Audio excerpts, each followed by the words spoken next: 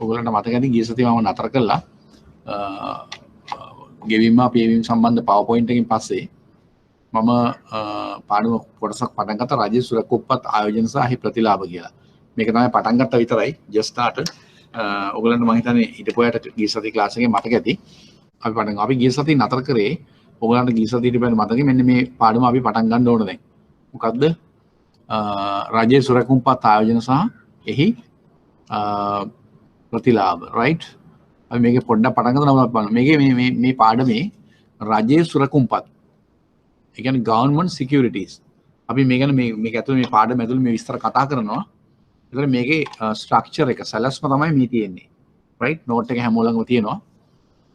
note එක හැමෝලඟම තියෙනවා. මම පාඩම පටන් ගන්න ඉස්සෙල්ලා මට තව දෙයක් කියන්න අවශ්‍යයි. මේ PowerPoint එක මේකේ word document එක මේකේ note එක complete note එකක් මම අද ලේස්ටි කරා ඔයගලන්ට එවන්න කියලා සමහර මේ සතිය ඔයගලන්ට මේ note එක හම්බ වෙයි. ඒකත් දැන් ඔයගොල්ලෝ කියවගෙන ඉන්න ඕන next week වෙනකොට. දැන් මේක PowerPoint එක මේකේ word document එක අනික note එක ඔයගලන්ට ලැබෙනවා මේ සතිය ඇතුළත ලැබෙනවා. මම ඒක ලේස්ටි කරා. okay clear නේද? මේ සම්බන්ධව ඔයගලගේ note එක අද මම ලේස්ටි කරලා දුන්නා.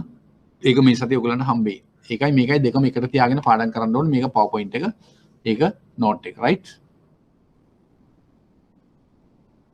පාඩමට යමු. එතකොට මේ රජයේ සුරකුම්පත් වෙළඳපොළ කියන පාඩමේ මේ පාඩමේ මේ PowerPoint එකේ ස්ට්‍රක්චර් එක තියෙන්නේ මේ විදිහට. ආයෝජනයකදී සලකා බැලිය යුතු මූලික කරුණු. මුදල් ආයෝජනය කළ හැකි ක්‍රම. රජයේ සුරකුම්පත් යනු කුමක්ද? නැත්නම් මොනවාද? රජයේ සුරකුම්පත් වල ආයෝජනයේ වාසි. ඒ වගේම රජයේ සුරකුම්පත් වල ආයෝජනය කළ හැකි ක්‍රම. මෙන්න මේ විදිහට තමයි මේ පාඩම සකස් වෙන්නේ. මූලික වශයෙන් මේ PowerPoint එක ඇතුළේ තියෙන්නේ මෙන්න මේ මූලික කාරණා ටික. මේක අපිට කතා කරාම මේ රජයේ සුරකුම්පත් සම්බන්ධව මූලික දැනුමක් ලැබෙනවා.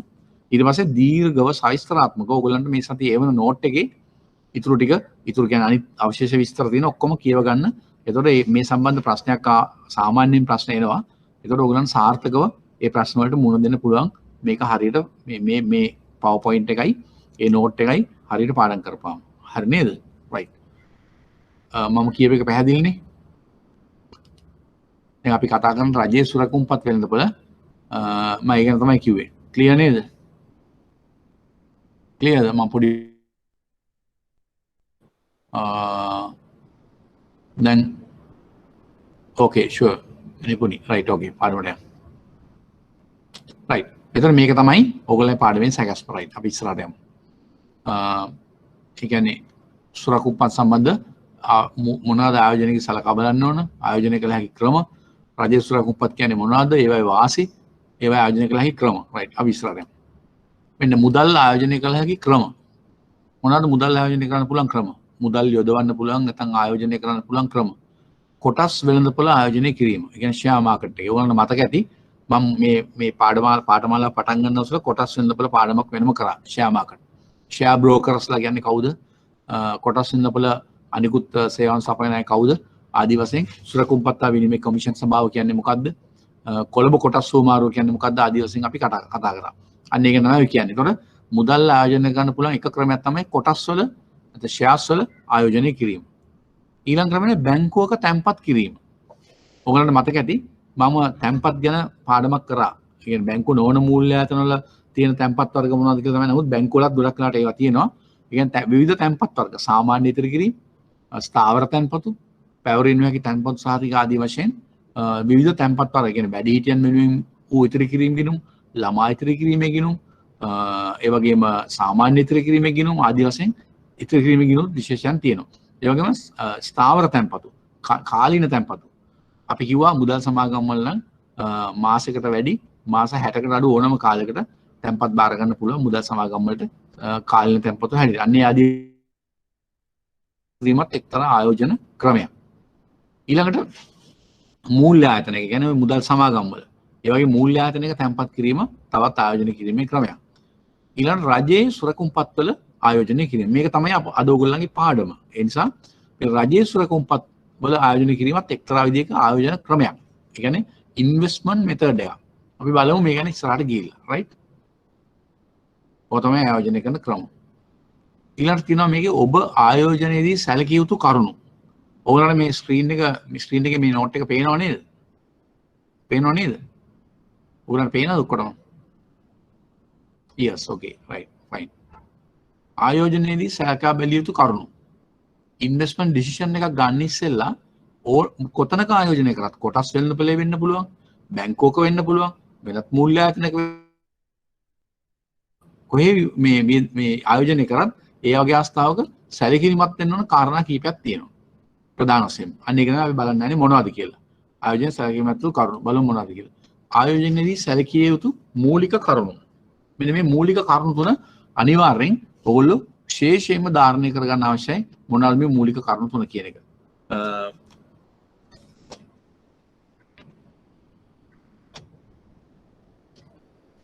මේ මූලික කරුණු තුන මොකක්ද කියලා දැනගන්න අවශ්‍යයි. ඒක තමයි සුරක්ෂිතභාවය, ද්‍රවශීලතාවය, ප්‍රතිලාභ. මේක අපි වෙන වෙනම බලමු මොකද්ද මේකෙන් කියන්නේ කියලා. right? මට පොඩි වෙලාවක් දෙන්න.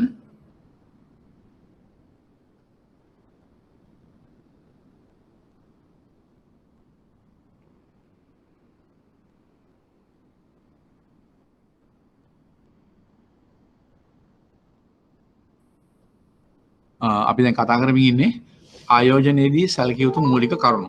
සුරක්ෂිතතාවය, ද්‍රවශීලතාවය, ප්‍රතිලාභ. අපි බලමු මේ තුනෙන් මොනවද කියන්නේ මේ වෙන වෙනම අපි සාකච්ඡා කරමු මොනවද මේ අදහස් කරන්නේ කියලා. සුරක්ෂිතභාවය කියන්නේ මොකද්ද? ද්‍රවශීලතාවය කියන්නේ මොකද්ද? ප්‍රතිලාභ කියන්නේ මොකද්ද කියන එක වෙන වෙනම බලමු. කවින්ද? කවින්ද අනේ මට වතුර බෝතලයක් කියවන්න ඕක ළමයි කරලා. හරි. එතකොට සුරක්ෂිතතාවය, ඒ කියන්නේ සිකියුරිටි එක. ඕනම ආයෝජනයක් කරාම ආයෝජනය කරන පුද්ගලයා නැත්නම් ආයෝජකයා විසින් සලකා බලන්න ඕන ප්‍රධාන කාරණයක් තමන් ආයෝජනය කරන මුදලේ සුරක්ෂිතභාවය, ආරක්ෂාව, සිකියුරිටි එක පිළිබඳ. ඒ කියන්නේ ඒකෙන් අදහස් කරන්නේ නීත්‍යානුකූල ලෙස නිශ්චිතවම එම මුදල් නැවත ආපසු ලබා ගැනීමට හැකි නීත්‍යානුකූල ආයතනවල නීත්‍යානුකූල ආකාරයෙන්, ඒ කියන්නේ නීත්‍යානුකූල නොවන ආකාරයෙන් නෙමෙයි. නැත්නම් අනාරක්ෂිතව නෙමෙයි. නැත්නම් මේ මුල්‍ය වෙළඳපොළ වල කටයුතු මුදල් ව්‍යාපාර ලේදෙන නීත්‍යානුකූල ආයතන සමග නැත්නම් නීත්‍යානුකූල භාවයෙන් යුක්ත ආයතන සමග තමයි ආරක්ෂිතව ගනුදෙනු කරන්න අවශ්‍ය වෙන්නේ. ඒක තමයි සුරක්ෂිතභාවය. ඊළඟට ද්‍රවශීලතාවය, ලික්විඩිටි. ද්‍රවශීලතාවය වැදගත් වෙනවා. මොකද සමහරවිට කෙනෙකුට ඉතිරි කිරීමක් කරන්න, සාමාන්‍ය ඉතිරි කිරීමක් කරන්න කෙනෙකුට නම් ඉතිරි කිරීමෙන් ඕන්ලාක අපි කිව්වා ලක්ෂණයක කතා කරා මුදල් තැන්පත් කරන්න පුළුවන්, ආපහු ගන්න පුළුවන්. නමුත් කාලින තැන්පතුවක්, ස්ථාවර තැන්පතුවක් වගේ එක දැන් රාජ්‍ය සුරකුම්පත්වල වෙන්න පුළුවන්. ආයෝජනය කරපුවාම නිතරම තමන්ට මුදල් අවශ්‍ය වෙනවා නම් එහෙම නිතර ගන්න බෑ. ඒ කාලය අවසන් වෙනකන් ඉන්න වෙනවා. එහෙම නැත්නම් කාලය අවසන් වෙන පෙර මුදල් අවශ්‍යතාවයක් ඇති වුණොත් එම මුදල එම සහතික පත්‍රය, FD එක නැත්නම් ඉතිරි කිරීම අපේට තියලා ණය මුදලක් ගන්න පුළුවන්. අන්න ඒක තමයි කොහොම හරි තමන්ගේ අවශ්‍ය අවස්ථාවේදී තමන්ට ද්‍රවශීලතාවය හැටියට මේ මුදල් ලබා ගන්න. ඒ මුදල් ආපසු ලබා ගැනීමේ හැකියාව තියෙන්න ඕන. ඒ ද්‍රවශීලතාවය. ඒ වගේම ප්‍රතිලාභ, රිටර්න් එක. කිසිම කෙනෙක් ආයෝජනය කරන්නේ නැහැ කිසිම ප්‍රතිලාභයක් නැතුව. ප්‍රතිලාභය බලාපොරොත්තු වෙන නිසා හැම කෙනෙකුටම කිසියම් ප්‍රතිලාභයක් ලැබිය යුතුයි මුදලක් ආයෝජනය කරාම. ඒ නිසා මෙන්න මේ කාරණා තුන අතිශයින්ම වැදගත් ඕනම ආයෝජනයකදී. කියන්නේ මුදල් බැංකුවක වෙන්න පුළුවන්, කොටස් වෙළඳපොළ වෙන්න පුළුවන්, සුරකුම්පත්වල වෙන්න පුළුවන් ඕනම ස්ථානකදී මේක වැදගත් කරලා මෙන්න මේ සැලකිලිමත් වෙන මූලික කාරණා තුන. ඒක හරියට ගලේ කෙටුව වගේ මතක තියාගන්න අවශ්‍යයි. සුරක්ෂිතතාවය, ද්‍රවශීලතාවය, ප්‍රතිලාභ. Security, liquidity and return. Right? පැහැදිලි නේද? පැහැදිලිද ඔයගලන්ට? Clear?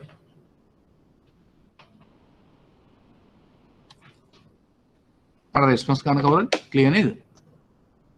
Okay, sure. නිපුණි, විනෝෂි, right. ඔයගලන්ට clear. අනිත් අය clear ඇතිනේ? Right. හරි. හරි, okay. Right. Okay. බලමු. ඔක තමයි මූලික වශයෙන් ආයෝජනයකදී සැලකිලිමත් වෙන්න ඕන කාරණා අපි ඉස්සරහට යමු. ඊළඟට බලමු. ඔන්න ආයෝජනයේ සුරක්ෂිතභාවය. අර අපි කතා කර කාරණා මූලික කාරණා තුනේ පළවෙනි සුරක්ෂිතභාවය. ඒ කියන්නේ ඒ ගැන කතා කරද්දී මෙන්න මේ කාරණා වැදගත් වෙනවා. තන්පතු බාර ගැනීමේ අයිතිය හිමි කාටද? නැත්නම් තන්පතු බාර ගන්න පුළුවන් කාටද? ඒක ප්‍රධාන වශයෙන් වැදගත් වෙනවා. ඒ කියන්නේ හැමෝටම හිතන ආකාරයට තන්පතු ලබා ගන්න බෑ. නැත්නම් මුදල් තැන්පත් කරන්න බෑ. නැත්නම් සාමාන්‍ය සරලව කිව්වොත් මුදල් ව්‍යාපාරවල යෙදෙන්න බෑ. ෆයිනෑන්ෂල් බිස්නස් වල යෙදෙන්න බෑ. දැන් අපි ඔයගලන්ට කියලා තියෙන මුදල් ව්‍යාපාර පනත යටතේ නියම කරලා තියෙනවා මුදල් ව්‍යාපාරවල යෙදෙන සෑම කෙනෙක්ම අනිවාර්යයෙන්ම ශ්‍රී ලංකා මහා බැංකුවේ මුදල් සමාගමක් හැටියට, කල්බත් සමාගමක් හැටියට, එහෙම නැත්නම් බැංකුවක් හැටියට ලියාපදිංචි වෙන්න අවශ්‍යයි. කොටස් වෙළඳපොළ ආයතනයක් නම් සුරකුම්පත්තා විනිමය කමිෂන් සභාව යටතේ ඒක ඒ අවශ්‍ය කරන බලපත්‍ර ලබා ගන්න අවශ්‍යයි. රක්ෂණයේ යෙදෙන ආයතන නම් රක්ෂණ නියාමන අධිකාරිය යටතේ අවශ්‍ය බලපත්‍රය ලබා ගන්න අවශ්‍යයි. ඒ ආදි වශයෙන් විවිධ නියාමන ආයතන වලින් ඒ තැන්පත් වෙන්න පුළුවන්, අනිකුත් මූල්‍ය කටයුතු වෙන්න පුළුවන්. ඒවා බාර ගැනීමේ අයිතිය තියෙන්නේ ලියාපදිංචි වූ නීත්‍යානුකූල ආයතන වලට පමණයි. ඒක පැහැදිලි ඇති.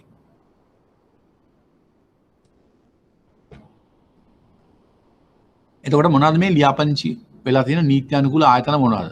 කවුද? බැංකු පනත යටතේ ලියාපදිංචි බැංකු. මම ඔයගලන්ට කිව්වා 1988 බැංකු පනත. ඒ යටතේ ලියාපදිංචි වෙලා තියෙන බැංකු. ඒවා වාණිජ්‍ය බැංකු වෙන්න පුළුවන්, විශේෂ බැංකු වෙන්න පුළුවන්. ඒ වර්ග අපි වෙන වෙනම කතා කළා මුල් පාඩම් වලදී. බැංකු පනත යටතේ ලියාපදිංචි බැංකු වලට තැන්පත් බාර ගන්න පුළුවන්. ඊට මුදල් සමාගම් පනත. දැන් මුදල් සමාගම් පනත නෙවෙයි අතරම මුදල් ව්‍යාපාර පනත හැටියට වෙනස් වෙන්න ඕනේ මේක. මෙතන මේ PowerPoint එකේ තියෙන මුදල් සමාගම් පනත කියලා. නමුත් දැන් අපි හඳුනන 2011 අංක 42 දරන මුදල් ව්‍යාපාර පනත යටතේ ලියාපදිංචි මූල්‍ය සමාගම්. Finance companies. ඒගොල්ලෝ දැන් ලියාපදිංචි කරන්නේ මුදල් සමාගම් පනත යටතේ මුදල් ව්‍යාපාර පනත යටතේ. ඒ නිසා ඒක වෙනස් කර ගන්නවා 2011 අංක 42 දරන මුදල් ව්‍යාපාර පනත නෝට් එකේ හදාගන්නේ. ඊළඟ සමුපකාර සමිති. සමුපකාර සමිති කියන්නේ සමුපකාර ග්‍රාමීය බැංකු. ඔයගොල්ලෝ දන්නවා ගම්වල. ඔයගොල්ලෝ ගම්වල සමුපකාර ග්‍රාමීය බැංකු තියෙනවා. රයිට්? සමුපකාර ග්‍රාමීය බැංකු තියෙනවා. ඔයගොල්ලෝ දැකලා ඇති. අහවල් විවිධ සේවා සමුපකාර සමිතියේ උඩුබද්දාව ග්‍රාමීය බැංකුව. නැත්තම් අපි උදාහරණයක් වශයෙන් ගත්තොත් හෝමාගම විවිධ සේවා සමුපකාර සමිතියේ කහතුඩුව ග්‍රාමීය බැංකුව. එයා වගේ මම උදාහරණයක් කිව්වේ. එහෙම තියෙනවා බැංකු. අන්න ඒ ග්‍රාමීය බැංකු වලට තැන්පතු ලබා ගන්න පුළුවන්. ඒක ඒවා පිහිටවන්න පුළුවන්. ඒවට බලපත් ලබා ගන්න කොහොමද කියලා අපි සමුපකාර ව්‍යාපාරය යටතේ ඉදිරි කාලේ අපි කතා කරනවා. සමුපකාර සමිති. ඊළඟට මුදල් මණ්ඩලයේ විශේෂ අවසරලත් සංවිධාන. මොකද්ද මේ මුදල් මණ්ඩලය කියන්නේ? ශ්‍රී ලංකා මහා බැංකුවේ මුදල් මණ්ඩලය. මේ ගැන මම ඔයගලන්ට කිව්වා මහා බැංකුව පාඩමේදී. මහා බැංකුවේ මුදල් මණ්ඩලයේ සමාජිකව 5 දෙනෙක් ඉන්නවා කියලා කිව්වා. ඒ සභාපතිවරයා ඉන්නේ අධිපතිවරයා කියලා කිව්වා. මුදල් අමාත්‍යාංශ ලේකම් මහා භාණ්ඩාගාර ලේකම් නිල බලයෙන් පත් වෙනවා කියලා කිව්වා. තවත් පත් කළ සමාජිකයන් 3 දෙනෙක් ඉන්නවා. අන්න ඒගොල්ලන් තමයි කියන්නේ මුදල් මණ්ඩලය. මෙන්න මේ මුදල් මණ්ඩලය ශ්‍රී ලංකා මහා බැංකුවේ මුදල් මණ්ඩලයේ විශේෂ අවසරලත් සංවිධාන විශේෂයෙන් අවසර දීලා තියෙන ආයතනයක් නේ ඒගොල්ලන් තැන්පත් ගන්න පුළුවන්. ඒ අරුණම ඔන්න ඔය කියන ආයතන වර්ගය අරුණම ඒ කියන්නේ බැංකු පන්තියත් ලියාපදිංචි බැංකු, වාණිජ්‍ය බැංකු ඒවා විශේෂ බැංකු ඒවා, මුදල් ව්‍යාපාර පන්තියත් ලියාපදිංචි මුදල් සමාගම්, සමුපකාර පනතත් ලියාපදිංචි සමුපකාර සමිති ග්‍රාමීය බැංකු, ඒ වගේම මුදල් මණ්ඩලයේ වෙනත් විශේෂ අවසරයක් තියෙන ආයතන හැර වෙන කිසිම කෙනෙකුට කිසිම ආයතනයකට කිසිම පුද්ගලයෙකුට මහජනතාවගෙන් තැන්පතු ලබා ගැනීම නීති විරෝධී වෙනවා. ඒකේ ඉල්ලීගල් ඇක්ටිවිටි එකක්. නැත්තම් නීත්‍යානුකූල නොවන ක්‍රියාවක්. ඒක හොඳට පැහැදිලිව තේරුම් ගන්න අවශ්‍යයි. එතකොට එහෙමනම් ආයෝජනයේ සුරක්ෂිතභාවය කියන එක ඔයගොල්ලෝ දැනගන්න ඕන විශේෂම දේ තමයි මෙන්න මේ විදිහට විවිධ වූ නීති අනපනත් මගින් අවසර ලබා දීලා තියෙන ඒ විශේෂ වූ ඒ බැංකු වෙන්න පුළුවන්, මූල්‍ය සමාගම් වෙන්න පුළුවන්, සමුපකාර ග්‍රාමීය බැංකු වෙන්න පුළුවන්, වෙනත් විශේෂ අවසරලත් ආයතන වෙන්න පුළුවන්. ඒ අය හැරුණම වෙනත් කිසිම කෙනෙකුට තැන්පත් හැටියට මහජනතාවයෙන් මුදල් ලබා ගැනීමේ අවසරයක් නැහැ. එවැනි ආයතන තියෙනවා නම් ඒවට අපි කියනවා අනවසර මුදල් ව්‍යාපාර කියලා. අපි ඊළඟ දවසේ ඉදිරි පාඩමකදී අනවසර මුදල් ව්‍යාපාර ගැන වෙනමම සාකච්ඡා කරනවා. ඒකට වෙනම PowerPoint එකක් තියෙනවා. මම ඒක ඔයගොල්ලන් ඉදිරි කාලේ ලැබෙන්න සලස්වනවා. එතන අනිකුත් කිසිදු ආයතනයකට මහජනතාවගෙන් තැන්පතු ලබා ගැනීම නීති විරෝධී වෙනවා. හරි. ඒක පැහැදිලි ඇති. ක්ලියර්? ක්ලියර් නේද? මෙතන ක්ලියර්ද හැමෝටම? ඕකේ. දිනේෂා ඕකේ රයිට්. නිපුණි රයිට්. කට්ටිය රෙස්පොන්ස් කරනවා ක්ලියර්. ඕකේ. රයිට්. අපි ඉස්සරහට යමු. ලබා ගන්න බෑ. ඊළඟට බලමු අපි. ඊළඟට තියෙන රජයේ සුරකුම්පත් යන කුමක්ද? ඒ කියන්නේ ගවර්න්මන්ට් සිකියුරිටිස් කියලා කියන්නේ මොනවද? රජයේ සුරකුම්පත් කියන්නේ මොනවද කියන එක අපි මේකේ පැහැදිලි කරනවා මේ PowerPoint එකේ මෙතන මේ ඊළඟ slide එක. මොකද්ද බලමු. රජයට අවශ්‍ය අරමුදල් සපයා ගැනීම සඳහා රජය වෙනුවෙන් on behalf of the government. ශ්‍රී ලංකා මහ බැංකුව නිකුත් කරනු ලබනවා. මේ රාජ්‍ය සුරකුම්පත් නිකුත් කරන්නේ ශ්‍රී ලංකා මහ බැංකුව විසින්. ඒක හැබැයි රජය වෙනුවෙන් රජයට අවශ්‍ය අරමුදල් සපයා ගැනීම සඳහා. ඔයගොල්ලෝ දන්නවා රජයට විවිධ කාරණා සඳහා අරමුදල් අවශ්‍ය වෙනවා. ඔයගොල්ලෝ දන්නවා රජය කියන්නේ මහා භාණ්ඩාගාරයේ මුදල් අමාත්‍යාංශයේ එතනින් තමයි අයවැය හදන්නේ. සම්පූර්ණ රජයේ ආයතන පවත්වාගෙන යන්නේ මුදල් වෙන් කිරීම කරන්නේ අයවැය මගින්. ඒක සම්මත කරන්නේ පාර්ලිමේන්තුව මගින්. ඒතකොට ඒ සම්බන්ධ කටයුතු සම්පූර්ණව මෙහෙයවන්නේ මහා භාණ්ඩාගාරය නැත්නම් මුදල් අමාත්‍යාංශය විසින්. ඒතකොට මෙන්න මේ රජයට අවශ්‍ය අරමුදල් සපයා ගැනීම සඳහා තමයි රජය වෙනුවෙන් හැබැයි මුදල් යන්නේ රජයට.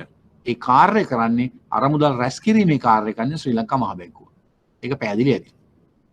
ඒතකොට ඕනෑම පුද්ගලයෙකුට එහෙම නැත්නම් ආයතනයකට කෙටි කාලිනව හෝ දිගු කාලිනව කෙටි කාලිනව දිගු කාලිනව කියන සුරකුම්පත් වර්ග දෙකක් තියෙනවා. ඒක අපි දැන් ඉදිරියේ කතා කරන මොනවද කෙටි කාලින සුරකුම්පත් මොනවද දිගු කාලින සුරකුම්පත් කියලා වෙනම අපි කතා කරනවා. දැන් මතක තියාගන්න පොදුවේ කෙටි කාලිනව හෝ දිගු කාලින මේ සුරකුම්පත් වල ආයෝජනය කරන්න පුළුවන් කාටද? ඉන්ඩිවිජුවල්ස්ට පුළුවන්, පුද්ගලයන්ට පුළුවන්, නැත්නම් ආයතන වලට. බැංකු වලටත් පුළුවන්, මුදල් සමාගම්, වෙනත් ආයතන, රාජ්‍ය ආයතන, පුද්ගලිකංශ ආයතන, ඒ වගේම පුද්ගලයන්, විවිධ සංවිධාන, සමිති සමාගම් ඕන කෙනෙකුට මෙම රාජ්‍ය සුරකුම්පත් වල එක්ක කෙටි කාලිනව නැත්නම් මැදි හා දිගු කාලිනව ආයෝජනය කරන්න පුළුවන්කම තියෙනවා. දැන් පැහැදිලි ඇති ඒක. ඊළඟට ඔබට ආයෝජනය කළ හැකි සුරකුම්පත් මොනවාද? මෙන්න වර්ග දෙක තියෙනවා. ප්‍රධාන වශයෙන් සුරකුම්පත් ගවර්න්මන්ට් සිකියුරිටිස් කියලා පොදුවේ කියන්නේ සිකියුරිටිස් කියලා අපි කෙටි කරලා කියනවා. මේ සිකියුරිටිස් වර්ග දෙකක් තියෙනවා. එක භාණ්ඩාගාර බිල්පත්. අපි ඒකට කියනවා ට්‍රෙෂරි බිල්. කෙටියෙන් කියනවා TB කියලා. ඊළඟට භාණ්ඩාගාර බැඳුම් කර ට්‍රෙෂරි බොන්ඩ්ස්. භාණ්ඩාගාර බැඳුම් කර. ওই වර්ග දෙක තියෙන්නේ. එකක් තමයි භාණ්ඩාගාර බිල්පත්. අපි ඒකට කියනවා ට්‍රෙෂරි බිල් නැත්නම් T bills කියනවා. ඒ වගේම භාණ්ඩාගාර බැඳුම් කර treasury bonds ඒ වගේම අපි කෙටින් කියනවා T bonds කියලා. හරිද? T bunnies එහෙම නෙමෙයි. T bills and T bonds. T bills කියන්නේ භාණ්ඩාගාර බිල්පත්, T bonds කියන්නේ භාණ්ඩාගාර බැඳුම් කර. හරිනේ? එතකොට බලමු භාණ්ඩාගාර බිල්පත් කියන්නේ මොනවද? අපි ඒක වෙනෙනම් බලමු. භාණ්ඩාගාර බිල්පත්. භාණ්ඩාගාර බිල්පතක් කියන්නේ කල්පිරීමේ කාලය. ඒ කියන්නේ මැචුර් වෙන කාලය. ඒ කියන්නේ පරිණත වීමේ කාලය. සිංහලෙන් කිව්වොත් පරිණත වීමේ කාලය. දින 91 වෙන්න පුළුවන්, දින 182ක් වෙන්න පුළුවන්, දින 364ක් වෙන්න පුළුවන්. සරලව කිව්වොත් මාස 3, මාස 6 සහ මාස 12. ආදී වශයෙන් කල්පිරෙන භාණ්ඩාගාර බිල්පත් වර්ග කාණ්ඩ තුනක් තියෙනවා. එක කාණ්ඩයක් දින 91, අනික් කාණ්ඩය දින 182, අනික් කාණ්ඩය දින 364. ඒ කියන්නේ මාස 3, මාස 6, මාස 12. නමුත් අපි දින වශයෙන් කියන්නේ දින 91, දින 182, දින 364. මෙන්න මේවාට කියනවා භාණ්ඩාගාර බිල්. දැන් ඔයාලට පේනවා මේක යම්කිසි විශේෂත්වයක් තියෙනවා. ඒ කියන්නේ ඕනම භාණ්ඩාගාර බිල්පත් වර්ගයක් කාණ්ඩයක් නිකුත් කරන්නේ උපරිම කාලය දින 364. ඒ කියන්නේ මාස 12යි. එහෙමනම් මේවට අපි කියනවා කෙටි කාලීන අරමුදල් සම්පාදන මාර්ග. short term funding requirements සම්පූර්ණ fulfill කරන්නේ මෙන්න මේ භාණ්ඩාගාර බිල්පත් මාර්ගය. රජයට අවශ්‍ය කෙටි කාලීන අරමුදල් සපයාගන්නේ භාණ්ඩාගාර බිල්පත් මාර්ගය. ඒ නිසා තමයි මාස 3, මාස 6, මාස 12 නැත්නම් දින 91, දින 182 හා දින 364 ආදී වශයෙන් කෙටි කාලීන වසරකට අඩු වසර හෝ වසරකට අඩු කාලයක් සඳහා භාණ්ඩාගාර බිල්පත් නිකුත් කරනවා. මේකේ සතිපතා වෙන්දේසි මගින් නිකුත් කරනවා. ඒ කියන්නේ සෑම සතියකම වෙන්දේසි මගින් මේවා නිකුත් කරනවා. මේ කියන්නේ වෙන්දේසි පවත්වන බවට දැනුවත් ඔයගොල්ලෝ දැනගන්නේ කොහොමද? ඔයගොල්ලෝ දැකලා ඇති පත්‍ර පුවත්පත් දැන්වීම් දානවා ශ්‍රී ලංකා මහ බැංකුවෙන්. ශ්‍රී ලංකා මහ බැංකුවේ නිවේදනයයි රජයට අරමුදල් සම්පාදනය කරන භාණ්ඩාගාර බිල්පත්. ඒ වගේම සමහර විට භාණ්ඩාගාර බැලුම් කරත් දැන්වීම් තිබුණොත් මුදල් අවශ්‍ය නම් දානවා. භාණ්ඩාගාර බිල්පත් හා භාණ්ඩාගාර බැලුම් කරසනා ලන්සු කැඳවනු ලැබේ කියලා දැන්වීම් දානවා පත්‍රය දැකලා. ඒගොල්ලෝ පත්‍ර බලලා ඉන්නවනම් අනිවාර්යෙන් ඒක බලන්න ඕන. පත්‍රයේ හැම සතියෙම වගේ භාණ්ඩාගාර බිල්පත් භාණ්ඩාගාර බැලුම් කර වෙන්දේසි සඳහා මේ වගේ කැඳවීම් කරනවා. පත්‍ර බලන අය ඒ වගේ දැන්වීමක් දැක්කම ඒ දැන්වීම කපලා මේ විෂයට අදාළයි ඔයගොල්ලන්ගේ බැංකින් එක්සෑම්ස් වලට අදාළ නිසා ඒ දැන්වීම කපලා ඔයගොල්ලෝ අනිවාර්යෙන් ඔයගොල්ලෝ මම අර කියපු හදන්න කියපු ෆයිල් එකේ රඳව ගැනීම කරන්න. දැන්වීම මෙහෙම මම කියන්නේ මූල්‍ය සමාගම් බැංකු වලින් පළ කරන දැන්වීම එකතු කරන්න කියලා. අන්නේ ෆයිල් එකටම මෙම භාණ්ඩාගාර බිල්පත් භාණ්ඩාගාර බැඳුම් කර වෙන්න පුළුවන්, දෙකම එකට වෙන්න පුළුවන්. පළ කරන දැන්වීම් තියෙනවා වෙන්දේසි සඳහා මිනිසුන්ට ලන්සු තියන්න කියලා ආයතන වලට. අන්න ඒ දැන්වීම් කපලා ෆයිල් එකේ දාගන්න ඕන. ක්ලියර්ද? මං කියන එක ක්ලියර්ද? ඒක දැන් කරන්න අවශ්‍යයි. ඕකේ රයිට්. ඒ ෆයිල් එකට එකතු කරගන්න ඕන. දැන්වීම්. මම ඒව ගැන ඉදිරි කාලේ තවදුරටත් සාකච්ඡා කරනවා. ඒකතු කරන්න අවශ්‍යයි. රයිට්. එතකොට සතිපතා වෙන්දේසි මගින් නිකුත් කරනවා. පොලිය වෙන්දේසියේදී තීරණය වේ. ඒ කියන්නේ මේවට ගෙවන පොලිය තීරණය වෙන්නේ වෙන්දේසියේදී. වෙන්දේසි තීරණය වෙනවා කියන්නේ ඇත්තටම මේ මිසනා ලන්සු තියෙන ආයතන බැංකුව වෙන්න පුළුවන්. ඒ වගේම මුදල් සමාගම් වෙන්න පුළුවන්. ඒ වගේම රක්ෂණ සමාගම් වෙන්න පුළුවන්. වෙනත් මේ ප්‍රාථමික නිකුදුවේ ප්‍රයිමරි ඉෂුව එකේදී මේවට ලන්සු තියෙන ආයතන මේකට ඒගොල්ලන්ගේ පොලිය කීය ගානද ඒගොල්ලෝ මේකට ආයෝජනය කරන්න කැමති කියලා ඒගොල්ලෝ සඳහන් කරනවා. ඒකට යම් පොලි පරාසයක් දානවා. යම් කාලයක් රටේ ප්‍රතිපත්ති පොලි අනුපාතය අනුව තමයි ඒක තීරණය වෙන්නේ. ඒ අනුව මේගොල්ලෝ ඒකට අනුව ප්‍රෙඩික්ට් කරලා කියන අනුමාන කරලා Tamanට මෙන්න මේ ප්‍රමාණයට පොලියකට ආයෝජනය කරන්න පුළුවන් කියලා. පොලිය ඒ අනුව තමයි මහා බැංකුව වෙන්දේසියේ පැවැත්වීමේදී ඒගොල්ලෝ තීරණය කරනවා මෙන්න මෙතනින් මේ පොලි මට්ටමින් පහළ. එතන මේ පොලි මට්ටම දක්වා අපි ලන්සු පිළිගන්නවා කියලා. එතකොට එහෙම පිළිගත්තට පස්සේ ඒ වෙනකන් තියෙන පොලිය ඒකට කියනවා අපි බරතැබු සාමාන්‍ය ඵලදා අනුපාතය කියලා. එහෙම තීරණය කරනවා. තීරණය කළා වෙන්දේසිය සම්පූර්ණ කරනවා. පොලිය යනුව පොලිය වෙන්දේසියේදී තීරණය වෙනවා. ඊට ප්‍රාථමික අලිවේ නියෝජිතයෙකුගෙන් මිලදී ගන්න පුළුවන්. මට ඔයගොල්ලන්ට මතක ඇති මම අර කලින් නෝට් එකක් කතා කරා ප්‍රයිමරි ඩීලර්ස් කියලා. ප්‍රයිමරි ඩීලර්ස් ප්‍රාථමික අලිවේ කරනවා. එතන හැම කෙනෙකුටම මේක පාට සෙන්ට්‍රල් බැංකට ඇවිල්ලා මේ වෙන්දේසියට සහභාගී වෙන්නත් බෑ. මේවා මිලදී ගන්නත් බෑ. එතන මේ ලන්සු තියන්න පුළුවන් මෙවැනි වෙන්දේසි වලට මේ ප්‍රාථමික අලිවේ නියෝජිතයන්ට පමණයි. ඒ කියන්නේ ප්‍රයිමරි ඩීලර්ස්. එතකොට ප්‍රයිමරි ඩීලර්ස්ලා කියන්නේ ගොඩක් වෙලාවට හැම බැංකුවකටම වගේ ප්‍රයිමරි ඩීලර්ෂිප් එක ඇප්ලයි කරලා අරගෙන තියෙනවා. සමහර ප්‍රයිමරි ඩීලර්ස්ලා වෙනම ඒ ව්‍යාපාර විතරක් කරන ප්‍රයිමරි ඩීලර්ස්ලාත් ඉන්නවා.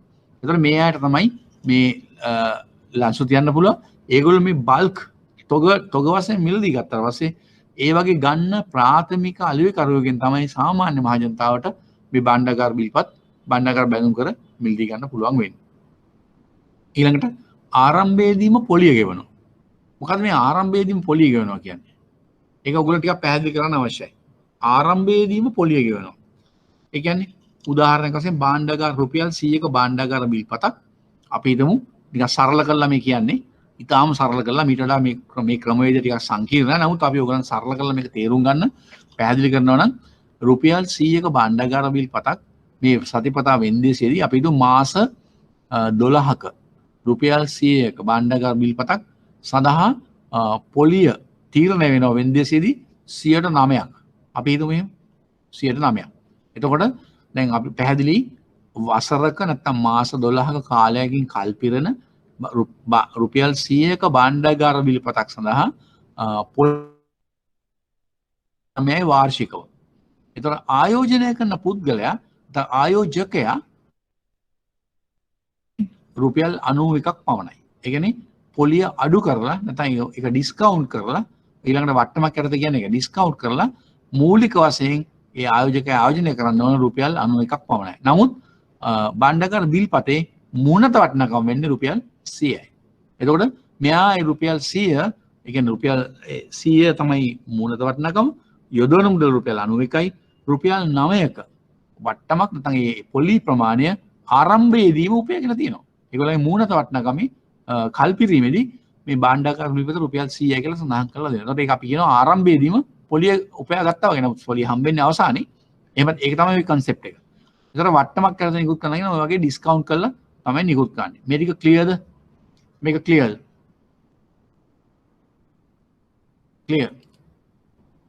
ක්ලියර්. ඔව්. දිනේෂා. ඕකේ. රයිට්.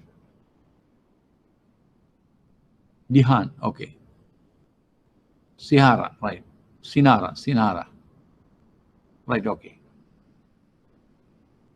ෂුවර්. රයිට්. එතකොට ඔය භාණ්ඩාගාර බිල්පත් ගැන අපි ඉස්සරහට යමු. ඊළඟ භාණ්ඩාගාර බිල්පත් ගැන තවදුරටත් ඉස්සර තියෙනවා. මේ භාණ්ඩාගාර බිල්පත් වල ආයෝජනය කළ හැක්කේ කාටද? කාටද මෙවැනි භාණ්ඩාගාර බිල්පත් වල ආයෝජනය කරන්න පුළුවන්?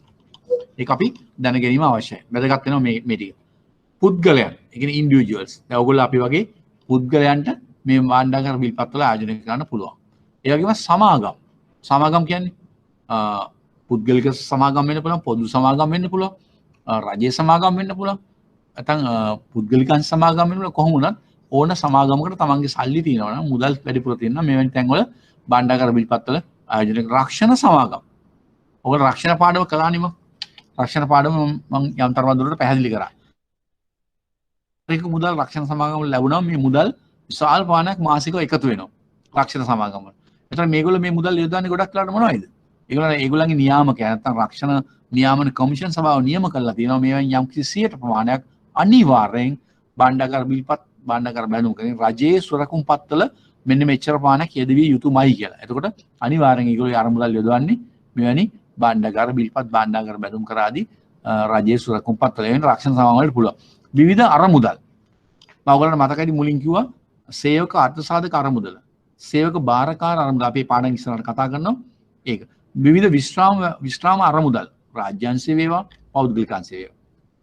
මෙයාගෙත් අවශ්‍ය කරන ඒගොල්ලන්ට එකතු වෙන අරමුදල්. සමාජික මුදල් වෙන්න පුළුවන්. ඒගොල්ලන්ගේ ණය දීලා අය කරගන්න මුදල් වෙන්න පුළුවන්. පොලිය ආදායම් වෙන්න පුළුවන්. මේවා මේගොල්ලන්ට ආයෝජනය කරන්න පුළුවන් මේ භාණ්ඩාගාර පිළිපත්වල. විවිධ අරමුදල්. EPF උදාහරණ වශයෙන් ගත්තොත් ETF විශ්‍රාම රජයේ විශ්‍රාම අරමුදල වෙන ආයතන වලට අවසර ලබන ආයතන වලට මෙහෙම ආයෝජනය කරන්න පුළුවන් භාණ්ඩාගාර බිල්පත්වල. ඊළඟ ලාංකික හා විදේශීය ආයෝජකයන්ට විවෘතයි. ඒ කියන්නේ local and foreign investors. ඒගොල්ලන්ටත් මේකේ ආයෝජනය කරන්න පුළුවන්. දේශීය හා විදේශීය ආයෝජකයන්ට individuals. ඒත් අර private dealers ලා ඊළඟට ප්‍රාථමික වෙළඳුන්ගෙන් සහ බැංකු වලින් ඕනෑම වටිනාකමකට මිලදී ගන්න පුළුවන්. ඒ කියන්නේ මෙතන බැංකු වලින් කියන්නේ ප්‍රාථමික අලෙවිකරුවන් හැටියට බලපත්‍ර ලබාගෙන තිබෙන බැංකු වලින්. ඒ වගේ අනිත් බැංකු වලින් ගන්න පුළුවන් කොහොම හරි ප්‍රාථමික වෙළඳුන්ගෙන් සහ බැංකු වලින් ඕනෑම වටිනාකමකට මිලදී ගන්න පුළුවන් මේ භාණ්ඩාගාර බිල්පත්. ඔන්නවා තමයි මේවයි තියෙන විශේෂ ලක්ෂණ. අපි කතා කරන්නේ මේ භාණ්ඩාගාර බිල්පත් කියන්නේ මොනවද? ඒකේ ලක්ෂණ මොනවද? ආයෝජනය කරන්න පුළුවන් කාටද? කොහොමද ඒක නිකුත් කරන්නේ? පොලිය තීරණය වෙන්නේ කොහොමද? ආදී සීලෝ විස්තර අපි දැන් කතා කරමින් ඉන්නේ. පැහැදිලි ඇති. ඔන්න අපි තව ඊළඟට තව රූපරාම වර්ගයක් තියෙනවා. බලමු. රජයේ සුරකුම්පත් වෙළඳපොළ භාණ්ඩාගාර බිල්පත් ගැන අපි කතා කරා. ඊළඟට බලමු රජයේ සුරකුම්පත් වෙළඳපොළ.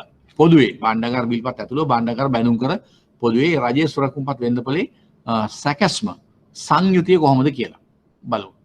ඒක පේනවා එක පැත්තකින් රජය ඉන්නවා. ඒ කියන්නේ රජයේ මුදල් අවශ්‍යතාවයන් සඳහා නිකුත් කරන්නේ මේ රාජ්‍ය සුරකුම්පත් නිකුත් කරන රජය අයවැය හිඟේ පියවීම සඳහා ණය ලබා ගනී. පොලිය සහ මුල් මුදල නැවත ගෙවීම. ඒ කියන්නේ අයවැය හිඟේ පියවන්න තමයි මේ ණය ලබා ගන්නෙ. ඒක පොලිය සහ මුල් මුදල නැවත ගෙවනවා කාටද? මහ බැංකුවට. ඒ මුදල් එනවා මහ බැංකුව හරහා භාණ්ඩාගාරයට. භාණ්ඩාගාර ගොඩනැගිලි පෙන්වන්නේ රූප සටහනේ. ඒක නැවත ඒවා පොලිය හා මුල් මුදල් නැවත ගෙවීම කරනවා මහ බැංකුව හරහා ඒ අදාළ ආයෝජකයන්. ඊළඟ මහ බැංකුව ඉන්නවා. මේ මහ බැංකුවේ තියෙන රාජ්‍ය ණය දෙපාර්තමේන්තුව කියලා වෙනම දෙපාර්තමේන්තුවක්. රාජ්‍ය ණය දෙපාර්තමේන්තුව රජය වෙනුවෙන් සුරකුම්පත් නිකුත් කර රජයට ණය ලබා දෙයි. ඔය ඊතාලේ දෙපැත්තටම තියෙන එකයි. රජය මේ අරමුදල් රජය වෙනුවෙන් මහ බැංකුව අරමුදල් ලබා ගැනීම කළා රජයට ලබා දෙනවා. නැවත කල්පිරීමේදී මහ භාණ්ඩාගාර මහ බැංකුව හරහා මේ මුදල් නැවත පේවීම සිදු කරනවා. නැවත ණය ලබා දෙනවා. ඊළඟ ප්‍රාථමික වෙළඳුන් අපි අර කලින් කියු කට්ටිය. නිකුතුවේදී ඒ කියන්නේ ප්‍රාථමික නිකුතුවේදී සුරකුම්පත් මිලටගෙන නැවත විකුණනවා. ඒ කියන්නේ හරියට මේගොල්ලෝ තොග වෙළඳ වගේ. මම මේ ප්‍රාථමික වෙළඳ ගැන කලින් සඳහන් කරා. මේගොල්ලෝ මූලික නිකුත් කිරීම නැත්නම් ප්‍රාථමික නිකුත් මේගොල්ලෝ තොග පිටින් බල්ක් මිලදී ගැනීම කරනවා. කරලා ඒවා නැවත විකුණනවා ද්විතීයික වෙළඳපොලේ සාමාන්‍ය වාහන අර කලින් ආයෝජනය කරන්න පුළුවන් කිව්වාට. සාමාන්‍ය වාහනතාවට සමාගම් වලට රක්ෂණ සමාගම් වලට ආදී වශයෙන් ඒගොල්ලන්ට අලෙවි කරනවා. පොලිය සහ පරිණතයේදී මුදල් ආයෝජකයන්ගේ ගිණුමට බැර කිරීම සිදු කරනවා. මේ ප්‍රාථමික වෙළඳුන් තමයි කරන්නේ නිකුත්වේදී සුරකුම්පත් මිලට ගන්නවා. ඒවා නැවත ද්විතීයික වෙළඳපොලේ අලෙවි කරනවා. ඒ වගේම පොලිය සහ පරිණත වීමේදී කල්පිරීමේදී මුදල් ආයෝජකයන්ගේ ගිණුම් වලට බැර කිරීම ආදී සියලුම කටයුතු කරන්නේ මේ ප්‍රාථමික වෙළඳුන් විසින්. මේ ප්‍රාථමික වෙළඳපොළ කියලා වෙනම එකක් තියෙනවා. ඒ කියන්නේ මේ මහ බැංකුව විසින් නිකුත් කරද්දී නිකුත් කරන වෙළඳපොළට මේ ප්‍රයිමරි මාකට් එකේයි සෙකන්ඩරි මාකට් එකේ ද්විතීයික වෙළඳපොළ මේ දෙකේම මේ ක්‍රියාකාරකම් වලට මේ කවුද මේ ප්‍රාථමික වෙළඳුම් කියන කණ්ඩායම සහභාගී වෙනවා. ඒ ප්‍රයිමරි මාකට් එකේදී ප්‍රයිමරි ඉෂුව එකේදී ඒකෙන් මිලදී ගන්නවා.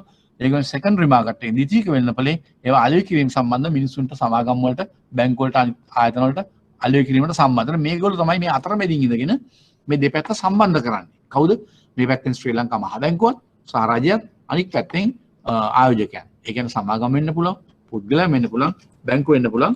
ඒ අය සම්බන්ධ කරන්නේ මේ ප්‍රාථමික වෙළඳුම. මේ පික්චර් එක ඔයගලන්ට පැහැදිලි ඇති. මේක තමයි බ්‍රෝඩ් පික්චර් එක සුරකුම්පත් සම්බන්ධයෙන් තියෙන. මේක පැහැදිලිද? මේ පික්චර් එක පැහැදිලිද? Is it clear? Clear. Right. Okay. Okay.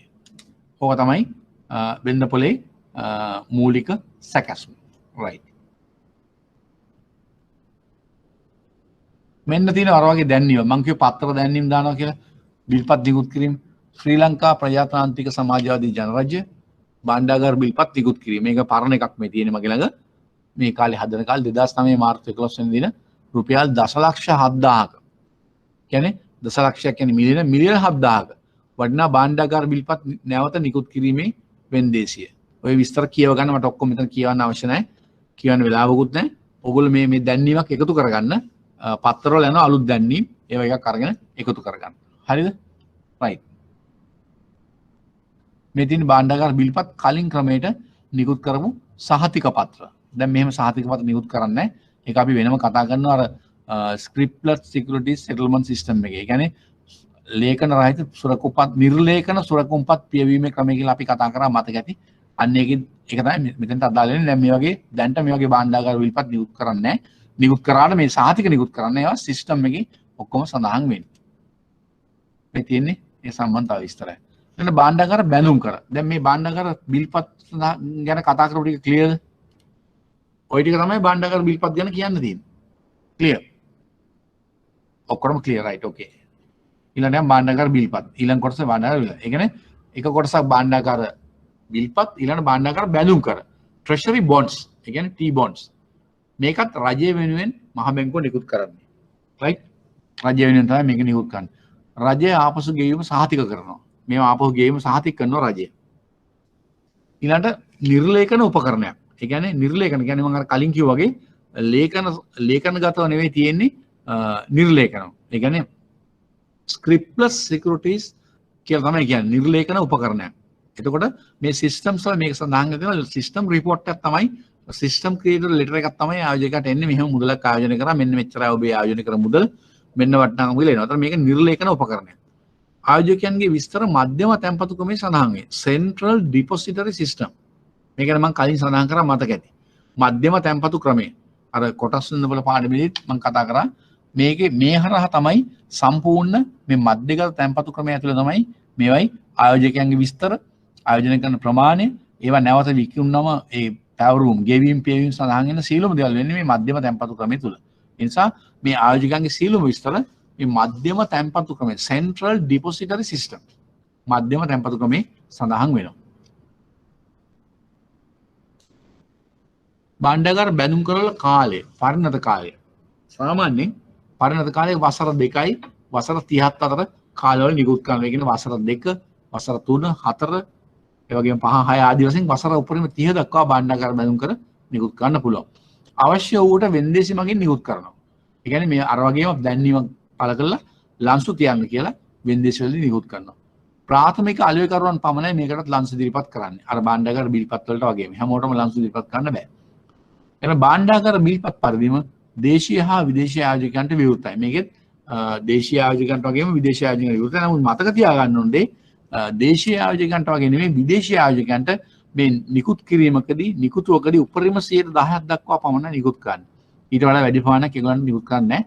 එහෙම ප්‍රතිපත්තිමය තීරණයක් එහෙම තීරණයක් තියෙනවා. මොකද විදේශිකයාට අනවශ්‍ය විදියට මේ සුරකුම්පත් වෙනලු වලට මැදිහත් වෙලා මුදල් ආපසු රැගෙන යාමට නොහැකි වෙන ආකාරයට එහෙම සීමාවක් පනවලා දෙනවා අපිට දරන්න පුළුවන් මට්ටමක සීමාවක්. ඒ නිසා ඒක 10%යි. බණ්ඩාගාර බැඳුම් කර මේකේ පළදාව නැත්නම් yield එක වෙළඳපොළ මගින් මොකද්ද yield එක කියලා කියන්නේ? පළදාව නැත්නම් අපි සාමාන්‍ය භාෂාවෙන් කියනවා අස්සන් රිටර්න් එක පළදාව වෙළඳපොළ මගින් දැන් ඔයගොල්ලෝ මම කිව්වා සරල උදාහරණයක් කරන් කලින් අර භාණ්ඩාගාර බිල්පත් පාඩමේදී ඒ වගේ භාණ්ඩාගාර බැඳුම් කර කියන්නකෝ. භාණ්ඩාගාර බැඳුම් කර නිකුත් කරන්නේ වාර්ෂිකව 10% පොලි අනුපාතකට කියනකෝ භාණ්ඩාගාර බැඳුම් කර නිකුත් කරන්නේ. ඒකෝර මේ භාණ්ඩාගාර බැඳුම් කරවල මාස 6 කූපන් වලට අර්ධ වාර්ෂිකව පොලිය ලැබෙනවා. අර්ධ වාර්ෂිකව පොලිය ලැබෙනවා. ඒ කියන්නේ වාර්ෂිකව 10% නම් මාස 6කට 5ක ප්‍රමාණයක් උපයා ගන්න පුළුවන් මේගොල්ලන්ට ආයෝජකයන්ට. එතකොට මේකෙත් නිකුත් කරන්නේ මේවා භාණ්ඩාගාර බැඳුම් කර නිකුත් කරන්නේ අර වගේ මුල් අවස්ථාවේදීම ඒ අවශ්‍ය කරන පොලි අනුපාතය අඩු කරලා ඒ ඉතුරු මුදල් තමයි ආයෝජනය කරන්න පුළුවන්. උදාහරණයක් වශයෙන් අපි ගමු රුපියල් 100ක භාණ්ඩාගාර බැඳුම් කරයක් 10%ක වාර්ෂික පොලි අනුපාතයක් ඇතුළත නිකුත් කරනවා. මේක හොඳට අහගන්න. එතකොට ආයෝජකයා ආයෝජනය කරන රුපියල් 90ක මුදලක්. රයිට්? එතකොට මේ භාණ්ඩාගාර බිල්පතේ වසරක් අවසානයේ එයාට 10%ක් උපය ගන්න පුළුවන්. වාර්ෂිකව 10%. අපි භාණ්ඩාගාර බැඳුම් කරේ වසර 5ක එකක්. එතන වසර 5ක් දක්වා සෑම වසරකම දෙපාරක් 5% ගන්න. වසරක් අවසානයේ 10%ක්. මෙයාට උපය ගන්න පුළුවන්. එතකොට අපි සාමාන්‍ය සරලව කිව්වොත් මේකේ භාණ්ඩාගාර බැඳුම් කරලා පොලි අනුපාතය 10%යි. ඒ කියන්නේ ආයෝජනය කරන්නේ 90යි වසර අවසානයේ මේක 10ක් වෙනවා භාණ්ඩාගාර බැඳුම් කරේ. එතකොට අපිට මේකේ පළදාව කියලා කියන්නේ දැන් මෙයා මේ 10%ක් උපයා ගන්න යොදවන්නේ 90යි. 100ක් නෙවෙයිනේ. 10%ක ප්‍රමාණයක් තමයි ලැබෙන්නේ මෙයාට. මේ පොලිය හැටියට උපය ගන්න.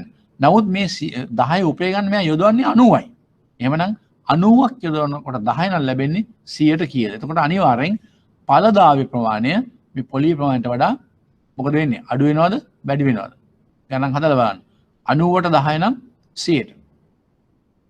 90ට 10 නම් 100ට. අනිවාර්යෙන් පළදාව මොකද වෙන්න ඕන? අඩු වෙන්න ඕනද? වැඩි වෙන්න ඕනද? පළදාව අඩු වෙනවද වැඩි වෙනවද? කාටද කියන්න පුළුවන්? පාඩමත් එක්ක ඉන්න ඕන. මොකද පළදාව වෙන්නේ?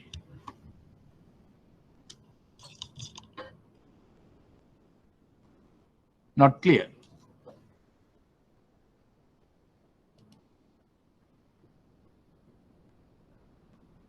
ඉන්නකෝ.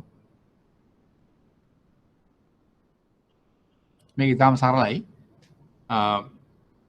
පළදාව වෙළඳපොළ මගින් තීරණය වෙන්නේ. රයිට්? මම බෝඩ් එකේ ඇඳලා ඔයගලන්ට පේනවද? මම බෝඩ් එකට ගිහලා පැහැදිලි කරොත් පේනවද බලන්න. ඉන්න බලන්න පොඩ්ඩක්. ක්ලියර්ද? බලන්න පේනවද කියලා?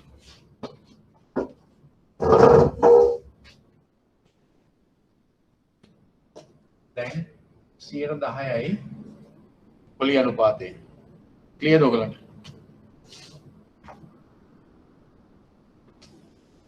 ඔව් පේනවා. හරි හරි. 10%යි වාර්ෂික පොලි අනුපාතය බැඳුම් කරේ. හරිද? එතකොට ආයෝජකයේ කිසියම් අවස්ථාවක ආයෝජනය කරන්න වෙන්නේ අවශ්‍ය වෙන රුපියල් 90යි. රුපියල් 90යි. හරිද? කැමරා ඉස්සරහනේ. රුපියල් 90යි. මේක නිකන් පාත්ලා වගේ. ඉස්සෙල්ලා පටන් ගන්න හොඳ දෙමුණා.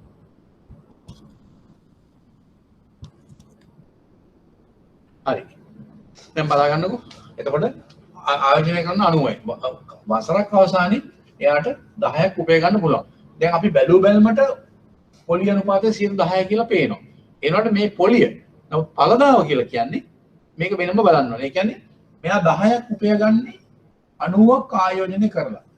එහෙමනම් මේකේ ප්‍රතිශතය බලන්න 100න් වැඩි කරන්න අවශ්‍යයි. මේක තාම සරල අංගන්ට ගන්න. හරිද? එතකොට දැන් අපි සාමාන්‍යයෙන් පොලි අනුපාතය කියන්නේ 10යි. දැන් මේක සුළු කරාම කීයක් දෙනවා කියලා ඔයගොල්ලෝ හිතන්නේ? හා? කීයක් එනවා කියලා හිතන්නේ? මේක වඩා ඒ කියන්නේ 10ට වඩා ප්‍රමාණයක් වැඩි වෙනවා. අපි හිතමු 11.5ක් කියලා සරලව නිකන් රවුන්ඩ් ඔෆ් කරලා ගමු. පැහැදිලිනේ? එතකොට පොලි අනුපාතය 10 පළදාව ඊට වඩා වැඩි වෙනවා. ඇයි? ඒ 10 උපය ගන්නේ 100ක් යොදවලා නෙවෙයි 90ක් යොදවලා. එතකොට ඒකේ පළදාව ඒක තමයි පළදාව කියන්නේ yield එක. ඕක තමයි ওই concept එක. ඒක පැහැදිලි ඇති නේද? clearද? clearද? response කරන්න. මේක අනිත් පැත්ත upside down දාලා පේන්නේ. නෑ ඒක නෑ. පේනවා. clearද කියන්නකෝ? clearද කියන්නේ? yes okay hari right okay clear right hari fine right ඔන්න ඕක තමයි පළදාව වෙළඳපොළ මගින් කියලා කියන්නේ මොකද දන්නවද දැන් මේ නිකු අර වෙන්දේසි භාණ්ඩාගාර බිල්පත්වල වගේ භාණ්ඩාගාර බැලුම් කරවලත් පළදාව සමහර මේ දැන් නිකුත් කර දෙ අනුපාතය 10% පොලි අනුපාත නිකුත් කරාම පළදාව වෙන්නේ 11 ගානක්. නමුත් භාණ්ඩාගාර බැඳුම් කර නිකුත් කරාට පස්සේ මාකට් එකේ තත්ත්වයන් අනුව මුදල් ගනුදෙනු වීම අනුව මේ පළදාව වෙනස් වෙන්න පුළුවන් පොලි අනුපාත අඩු වැඩි වෙන්න පුළුවන්. එතකොට පළදාව අනිවාර්යයෙන්ම වෙනස් වෙනවා. වෙළඳපොළ මගින් වෙනස් වෙනවා. ඒ කියන්නේ ඔය තමයි කියන්නේ වෙන්දේසියකින් පසුව පළදාව වෙනස් වෙනවා කියලා. වෙන්දේසියකින් පස්සේ මේ පළදාව වෙනස් වෙනවා. එතකොට සෑම මාස 6කටම වරක් කූපන් පොලියක් හිමි වෙනවා. මම කිව්වේ ඒකයි 10% නම් මාස 6කට වරක් 5% ගානේ කූපන් පොලියක් හිමි වෙනවා. ඒක තමයි ඔය කියන්නේ. දැන් ඔන්න කියනවා රජයේ සුරකුම්පත්වල ආයෝජනයේ ප්‍රතිලාභ. මොනවද බෙනිෆිට්ස් රිටර්න් මොනවද කියලා මේ ආයෝජන වල මේ සුරකුම්පත්වල පොදුවේ භාණ්ඩාගාර බිල්පත් භාණ්ඩාගාර බැඳුම් කරන දෙවර්ගයේම ආයෝජනය කරන ලැබෙන ප්‍රතිලාභ මොනවද? අවදානමින් තොර ආයෝජනයක්. ඒ කියන්නේ risk free return එකක් මේකට හම්බෙන්නේ. අවදානමින් තොර ආයෝජනයක්. රජයේ මුදල් ආපසු ගෙවීම පිළිබඳ පූර්ණව අපවී ඇති බැවින් කිසිම අවදානමක් නොමැත. රජය මුදල් ආපසු ගෙවීම පිළිබඳ පූර්ණව අප වෙනවා. ඒ කියන්නේ සම්පූර්ණ රජය තමයි මුදල් හොයන්නේ මේ මහා භාණ්ඩාගාරය වෙනුවෙන් තමයි රජය වෙනුවෙන් තමයි මහා බැංකුව මුදල් සම්පාදනය කරන්නේ. එහෙම කරාම ඒවා නැවත ආපසු ගෙවීම සම්බන්ධව සම්පූර්ණ අප වෙනවා රජය. ඒ නිසා කිසිම අවදානමක් නැහැ. ඒ කියන්නේ risk free. අපි කියනවා risk zero. ඒ කියන්නේ අවදානමින් තොර සම්පූර්ණ අවදානමින් තොර ආයෝජනයක්. ශ්‍රී ලංකා ඉතිහාසයේ කිසිම අවස්ථාවක රජයගත් ණය නොගෙවා පැහැර හැර නැත. රජයගත් ණය කිසිම අවස්ථාවක ආපසු නොගෙවා පැහැර හැරලා නැහැ. ඒ නිසා කිසිම අවස්ථාවක මේක සිදු වෙන්නේ risk free අවදානමින් තොරයි. ණය ගෙවීම ප්‍රතිව්‍යුහගත කරනවා. ඒ කියන්නේ ප්‍රතිව්‍යුහගත කරනවා කියන්නේ වෙනම කතාවක්. රීෂෙඩියුල් කරනවා කියන්නේ ඒක අපි වෙනම පස්සේ දවසක් කතා කරමු. ඒ වගේ එකක්වත් මේ රාජ්‍ය ණය සම්බන්ධයෙන් ඇති වෙලා නැහැ. එහෙනම් ශ්‍රී ලංකා මහා බැංකුව මගින් ආයෝජකයන්ට ගිණුම් වාර්තා ඒවීම කරනවා. ඒ කියන්නේ මහා බැංකුවේ තමයි මේ සම්පූර්ණ ණය ලබා ගැනීම ණය කළමනාකරණය. ඒ කියන්නේ ණය ලබා ගැනීම විතරක් නෙමෙයි සම්පූර්ණ ණය සඳහා ලන්සු කැදවීම, ඒ සඳහා අවශ්‍ය කරන වෙන්දේසි පැවැත්වීම, ඊට පස්සේ ඒවා පවත්වලා මුදල් සොයා ගැනීම, ඒ මුදල් මහා භාණ්ඩාගාරට ලබා දීම, ඒ වගේම නැවත කල්පිරිමිදී පියවීම, ඒ වගේ ප්‍රාථමික අලුවේ කරන මේ සියලුම කාරණාවට අපි කියන රාජ්‍ය ණය කළමනාකරණය. government debt management. මේ management එක සම්පූර්ණ ගන්නේ ශ්‍රී ලංකා මහා බැංකුව සම්පූර්ණයෙන් බාර වෙන්නේ. මහා බැංකුව එතකොට මේ ආයෝජනය කරන ගිණුම් වාර්තා සම්පූර්ණ තොරතුරු වාර්තා වීමත් ඒගොල්ලෝ කරනවා. ඒගොල්ලෝ තමයි කරන්නේ මහා බැංකුවෙන් කරන්නේ. ඊළඟට ආයෝජන සඳහා ඉහළ ප්‍රතිලාභ high return. මේක ටිකක් තේරුම් ගන්න ඕනේ. අපි කලින් කතා කරේ එක ප්‍රතිලාභයක් තමයි අවදානමින් තොර වීම. ඔන්න එක ප්‍රතිලාභයක්. ඊළඟ එක තමයි ආයෝජන සඳහා ඉහළ ප්‍රතිලාභ high return. දැන් ඔයගොල්ලෝ දන්නවා ඔයගොල්ලෝ අහලා තිනවා අඩු අවදානමකට අඩු ඵලදාවක්. සාමාන්‍ය ක්‍රමයේ එහෙමනේ. low risk low return. high risk high return. එතකොට ඒක තමයි න්‍යායාත්මක සංකල්පය. ඒක තමයි සාමාන්‍ය න්‍යාය අපි ආයෝජනයක් කරද්දී. අවදානම අඩු නම් ඵලදාව අඩුයි. yield එක අඩුයි. නැත්නම් return එක අඩුයි. අවදානම වැඩි නම් තමයි වැඩි ඵලදාවක්, වැඩි yield එකක්, වැඩි return එකක් එන්නේ. ඔක තමයි සාමාන්‍ය සම්ප්‍රදාය. නමුත් ඒකෙන් බැහැරව යනවා මේ රාජ්‍ය සුරකුප්පත්ල. අපි කිව්ව මීට කලින් ස්ලයිඩ් එකේ කිව්ව මේවා සම්පූර්ණ අවදානමින් තොර ආයෝජනයක්. එහෙනම් risk free. ඒ වුණාට ඒ අවදානම අඩු වුණත් රජයේ සුරකුම්පත් මගින් වැඩි ඵලදාවක් ලබා ගන්න පුළුවන්. yield එකක් ගන්න පුළුවන්. return එකක් ගන්න පුළුවන්. ඒතර අර සාමාන්‍ය සම්ප්‍රදායිකව තියෙන සංකල්පයට විරුද්ධව යනවා මේක. ඒ කියන්නේ ඉහළ ප්‍රතිලාභයක් ලබා ගන්න පුළුවන්. වෙළඳපොලේ ඇති අනිකුත් උපකරණ වලට වඩා ඉහළ ඵලදාවක් සපයන. වෙළඳපොලේ තියෙන සමහර වෙනත් උපකරණ තියෙනවා. ඒවට වැඩිය ඉහළ ඵලදාවක් සපයන. ඵලදා අනුපාතය අඩු වන විට ප්‍රාග්ධන ලාභ ඉපයීමට හැකිය. ඵලදා අනුපාතය අඩු වන විට දැන් අපි ඉස්සෙල්ලා හදපු ගානේ බෝඩ් එකේ ඵලදා අනුපාතය 11.5 කියලා අපි දල වශයෙන් ගත්තානේ. එතකොට ඵලදාව 11.5 වෙනකොට ඉතුරු ගාන තමයි මේ සම්පූර්ණ මේ භාණ්ඩාගාර බැඳුම් කරේ සම්පූර්ණ වෙන්න මිල වෙන්නේ. 100ක භාණ්ඩාගාර බැඳුම් කරක් නම් ඵලදාව 11.5ක් නම් ඒ 100න් 11.5 අඩු කරාම ඉතුරු ගාන තමයි මිල වෙන්නේ. දැන් මෙතන කියන්නේ ඵලදා අනුපාතය අඩු වන විට ප්‍රාග්ධන ලාභ ඉපීමට හැකියි. දැන් ඔය භාණ්ඩාගාර බැඳුම් කරේ මම බෝඩ් එකේ හදපු භාණ්ඩාගාර බැඳුම් කරේ කවුරුරි ගන්නව නිකුත් කිරීමේදී. එතකොට එයා දන්නවා වසරක් අවසානයේ එයාට ලැබෙන්නේ ඵලදාව 11.5යි. ඒතර එයා ආයෝජනය කරලා තියෙන්නේ එයා සමානයි. එයාගේ මිල වෙන්නේ 100න් 11.5 අඩු කරාම ඉතුරු 98.5. sorry 88.5. 88.5. එතකොට දැන් අපි හිතමු පළදාව තවදුරටත් ඔය මට්ටමේ 11 පහෙන් තව පළදාව අඩු වුණා කියලා. පළදාව අඩු වෙනවා කියන්නේ අනික් පැත්තට යන එක. පළදාව වැඩි වෙන්නේ යම් මට්ටමකදී පළදාව අඩු වෙනවා කියන්නේ අනිත් පැත්ත. ඒතර පළදාව අඩු වෙනකොට මිල මට්ටම අනිවාර්යෙන් ඉහළ යනවා. ඒක තමයි කියන්නේ පළදානුපාතය අඩු වෙන විට ප්‍රාග්ධන ලාභ ඉපෙන්න පුළුවන්. දැන් මේ බැඳුම් කරේ මම බෝඩ් එකේ අඳු බැඳුම් කරේ පළදානුපාතය 11.5යි. එතකොට ඉතුරු ටික තමයි මිල වෙන්නේ. ඒ කියන්නේ 88.5යි නේ. යම් ආකාරයෙන් පළදාව 10ට આવොත් ඔය මිල 90ක් වෙනවා. 9ට આવොත් තවත් වැඩි වෙනවා. අන්න ඒ ආදි වශයෙන් ඔක වෙනස් වෙනවා. ඒකට එහෙම විකුණන්න පුළුවන්. අතන මෙහෙම ගන්නපු කෙනාට දැන් පළදාව 11.5ට තියෙද්දි 89යි 79යි 88යි මාර්ට ආයෝජනය කරපු කෙනෙකුට පළදාව අඩු වෙන ගමන් ඒක ඊට වඩා වැඩි ගන්නට 90ට 91ට 92ට විකුණන්න පුළුවන්. ඒක තමයි කියන්නේ. ඒකට කියනවා වැඩි මුලට විකිනවා කියන ප්‍රාග්ධන ලාභ ලබන්න පුළුවන්. ඒක තව විශේෂත්වයක් මේ ආයෝජනවල. ඉතින් කල්පිරණත් එක්ක තබා ගනිනම් පොලිය සහ පරිණත වීමේදී මුදල් ආපසු ලැබෙනවා. ප්‍රාග්ධන ලාභ නැහැ. දැන් ඔය මං කිව්ව බ්‍රෝඩ් එකේ අඳපු බැඳුම් කරේ. එයා අතරමඟදී ප්‍රාග්ධන ලාභයක් නැතත් තිබුණත් එයා විකුණන්න නැතුව පරිණත වෙන්නකන් තියාගත්තොත් එයාට ඔය කියන 11 මාර 10 පොලිය හම්බ වෙනවා. ඒ කියන්නේ යීල්ඩ් එක 11.5ක් වෙනවා එතකොට. ඒක ලැබෙනවා. පරිණත වීමේදී මුල් මුදල එයා යොදව මුදල වගේම ඉතුරු ගානත් එක්ක ලැබෙනවා. එතකොට ප්‍රාග්ධන ලාභිකුත් නැහැ. ඔන්න ඒ වාසි තියෙනවා. ඒක ක්ලියර්ද කියන්න මට? ඒක ක්ලියර්ද කියන්නේ? පැහැදිලි කරපේ පැහැදිලි නේ ඒක. ක්ලියර් වෙන්න ඕන උගලන්. Clear. Okay right. Okay. Right. ප්‍රාග්ධන ලාභ නේ අපි ඊළඟට යමු. බදු සහන මේ ප්‍රතිලාභ තමයි කියන්නේ මේ භාණ්ඩාගාර රජයේ සුරකුම්පත්වල ආයෝජනය කිරීමෙන් ලැබෙන ප්‍රතිලාභ. බදු සහන. පොලිය ආදායම් සහ ආපසු ගෙවීම රඳවා ගැනීමේ බද්දර යටත් නොවේ. මේවෙන් උපයන පොලිය ඒ වගේම ඒවා ආපසු ගෙවීම රඳවා ගැනීමේ බද්දට යටත් නොවේ. ඒ කියන්නේ සමාගම් නොවන ඉන්ඩිවිජුවල්ස්ලා මේ වගේ පුද්ගලයන් මේ වගේ ආයෝජනය කිරීම පොළඹවන්න ඕන නිසා රඳවා ගැනීමේ බද්ද මේවට අය කරන්නේ නැහැ. ආයෝජන මත මුද්දර බද්දක් අය කරන්නේ නැහැ. ඒ බද්ද අය කරන්නේත් නැහැ. ඒ වගේම අර කලින් කිව්ව ප්‍රාග්ධන ලාභ ආදායම් බද්දෙන් නිදහස් කරනවා. බදු සහනයන් තුනක් තියෙනවා. රඳවා ගැනීමේ බද්දට යටත් වෙන්නේ නැහැ. මුද්දර බද්දක් අය කරන්නේ නැහැ. ප්‍රාග්ධන ලාභ ආදායම් බද්දෙන් නිදහස් කරනවා. ඒ කියන්නේ මේකෙන් කරන්නේ මේ වගේ ආයෝජනය කිරීමට ආයෝජකයන් පෙළඹවීම. අපයක් ලෙස පිළිගත් උපකරණ. ඒ කියන්නේ කොලැටරල් එකක්, සිකියුරිටි එකක් විතර මේක පිළිගන්නවා.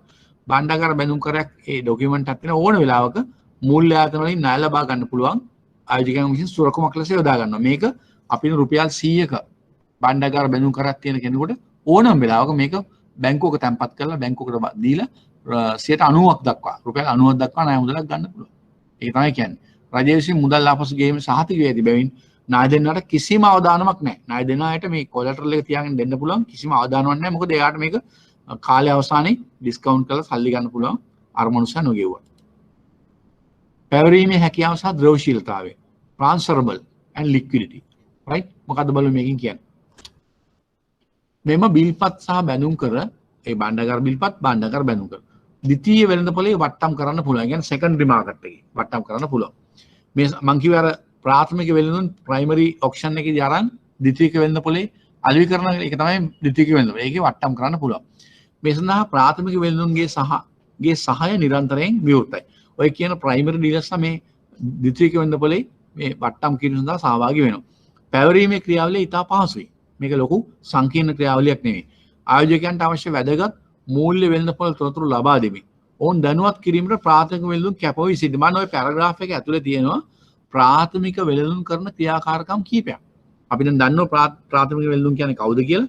දැන් මම ඔවුන්ගේ ක්‍රියාකාරකම් මොනවද? බැඳුම් කර ද්විතීයික වෙළඳපොලේ වට්ටම් කිරීමට සහභාගී වෙනවා. ප්‍රාථමික වෙළඳපොලේ මිලදී අරගෙන ද්විතීයික වෙළඳපොලේ වට්ටම් කරන්න සහභාගී වෙනවා.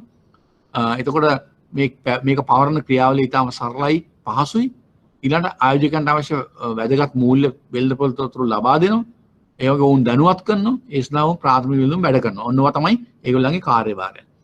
කල්පිරීමට පෙර වුවද මුදල් බවට පත් කරගත හැකියි. ඒ කියන්නේ මැචියුරිටි පීරියඩ් එක කලින් ප්‍රයිමරි ඩීලර් කෙනෙක් ගාවට ගිහලා ඔන්න මේක ඩිස්කවුන්ට් එකකට ඊළඟ මාරු කරන්න පුළුවන් මුදල් ගන්න පුළුවන්. එම නිසා සුරකොම්පතේ පරිණත කාලය තරම් වැදගත් නෙවෙයි. කියන්නේ මැචියුරිටි පීරියඩ් එක වැදගත් නැහැ. සල්ලි ඕන නම් සෙකන්ඩරි මාකට් එකක් තියෙන නිසා ටක් ගාලා ඕන කෙනෙකුට ඕනලා ගිහිල්ලා මේක දීලා මුදල් ලබා ගන්න පුළුවන්. එසේ නැතහොත් ප්‍රතිමිලදී ගැනීම සහ ප්‍රතිවිකුණු සහද භාවිතා කරන්න පුළුවන්. ප්‍රතිවිලදී ගැනීම ප්‍රතිවිකුණු අපි ඉදිරියේ කතා කරනවා මේ පාඩම ඇතුලේ ප්‍රතිවිලදී ගැනීම ප්‍රතිවිකුණු මොනවද කියලා. ඒක සඳහා පාවිච්චි කරන්න පුළුවන් මේ බිල්පත්. ස්ථිර මුදල් ප්‍රවාහයක් මේ තාම කතා කරන්නේ මේ වගේ වාසිය. හොඳේ. ස්ථිර මුදල් ප්‍රවාහයක් ඇත. භාණ්ඩාගාර බැඳුම් කර සඳහා ආයෝජනය කරන අවස්ථාවේ සිට මාස 6කට වරක් පොලිය ලැබීම සහ කල්පිරුණට මුදල් ආපසු ලැබීම. භාණ්ඩාගාර බැඳුම් කර සඳහා නම් ආයෝජනය කරන අවස්ථාවේ ඉඳලා මාස 6කට වරක් පොලිය ලැබෙනවා. සහ කල්පිරුණාට පස්සේ මුල් මුදල ආපසු ලැබෙනවා. ඒතර මේක මෙහෙම ආයෝජනය කරන කෙනෙකුට හැම කාලෙකම ස්ථිරවම කෑෂ් ෆ්ලෝ එකක් හදාගන්න පුළුවන්. මාස 6කට වරක් යීල්ඩ් එකේනවා. කාලය අවසානයේ මුල් මුදල ලැබෙනවා. එතකොට ඒක භාණ්ඩාගාර බිල්පත් සඳහා මුහුණත වටිනාකමින් වට්ටමක් සහිතව ආයෝජනය කළ විට කල්පිරීමේදී මුහුණත වටිනාකම ලැබෙනවා. මම කලින් කිව්වා.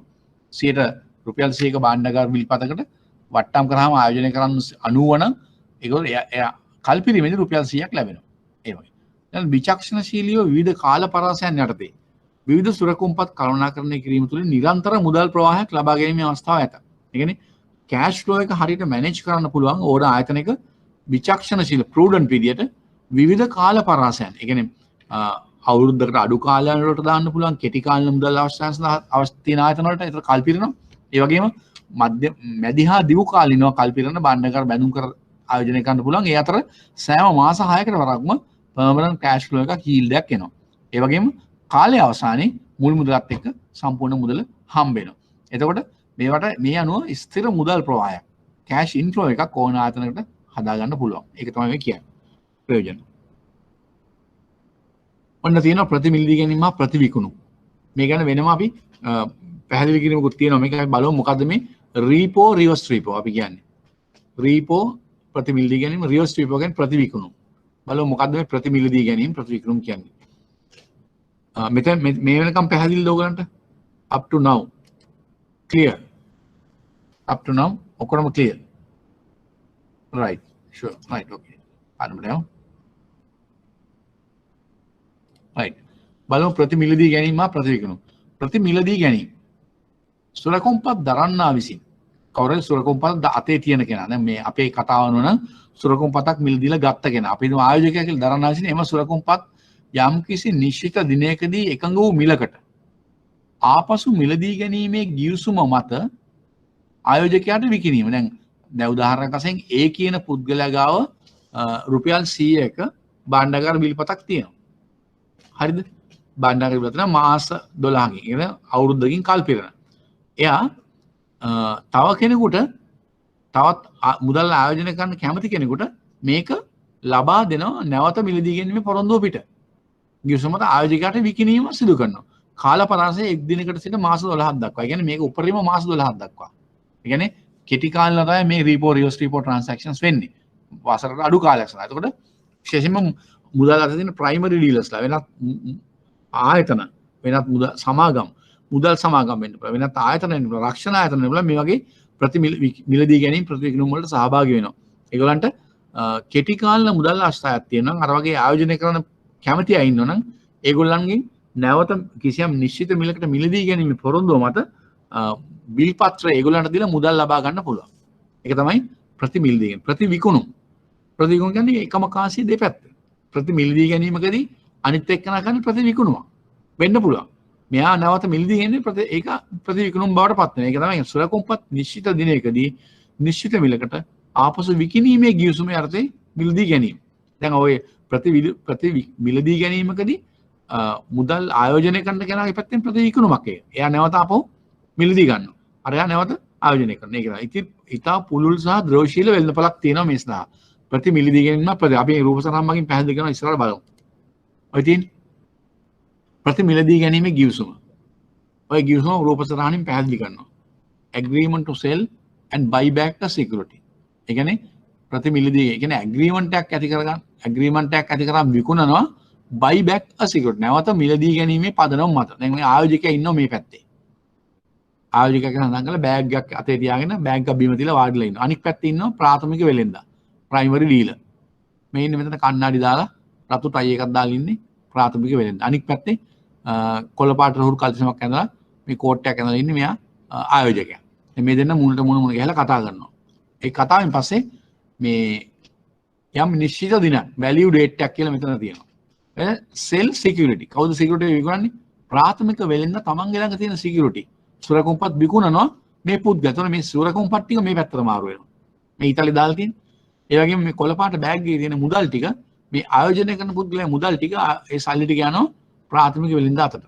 එතකොට මෙයා මේක මේ මිලදී ගන්නේ agreement to sell. ඒ කියන්නේ මේ ප්‍රාථමික වෙලෙන්ද මේක විකුණන්නේ. ඒ වගේම මේ ආයෝජකයන් මේක මිලදී ගන්න නැවත විකිණීමේ පොරොන්දුව මත. එතකොට මේ මුල් අවස්ථාවේ මේ මිලදී ගැනීම ප්‍රාථමික වෙලෙන්දගේ මිලදී ගැනීම ප්‍රතිමිලදී ගැනීම. ඒ වගේම මෙයා මේ ප්‍රාථමික අලෙවිකරුවගේ පැත්තෙන් මේක ප්‍රතිවිකුණුමක්. එකම කාසිය දෙපැත්ත. මේ තමයි maturity date එකේදී රිවර්ස් එක වෙනවා. ඒක රිවර්ස් කරනවා. ඒ කියන්නේ කල් මාස දෙකක් වෙන්න පුළුවන්. ඒ කියන්නේ මාස 12ක් උඩරම යන්න පුළුවන්. දවස් කීපයක් වෙන්න පුළුවන්. සමහර සිකුරාදා මේක ආයෝජනය කළා සමුදා වෙන්න පුළුවන්. ඕවර්නයිට් වෙන්න පුළුවන්. එක රාත්‍රියක් සඳහා වෙන්න පුළුවන්. එතකොට නැවත වෙන්නේ මේක රිවර්ස් කරද්දී මුදල් ටික මෙහෙට යනවා සාහිත්‍ය ටික මෙහාට. හැබැයි එකඟ වූ මිල. ඒතර මිල තමයි මිලේ පරතරය තමයි මේ දෙවලන්ගේ ලාභය වෙන්නේ. මේගොල්ලන්ගේ ගේන් එක වෙන්නේ. මේක තමයි ප්‍රතිමිලදී ගැනීම ගිවිසුම. ඊළඟ ප්‍රතිවිකුණුම්. ඒ කියන්නේ ඒකම අනිත් පැත්ත.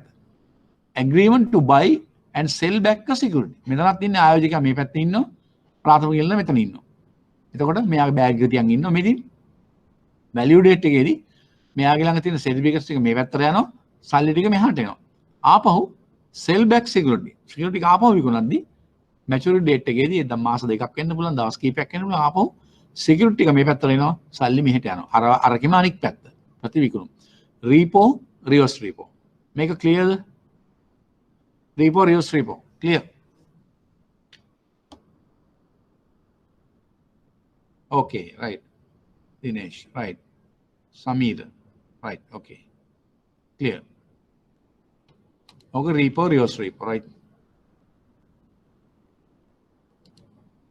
ඊළඟට කෙටි කාල ආයෝජන සහ මුදල් අවස්ථාන් සපුරාගත මේකේ විස්තරයක් කියන්නේ මේ repo, reverse repo ගැන විස්තරයක් තමයි මේ ඊළඟ මේකේ තියෙන්නේ.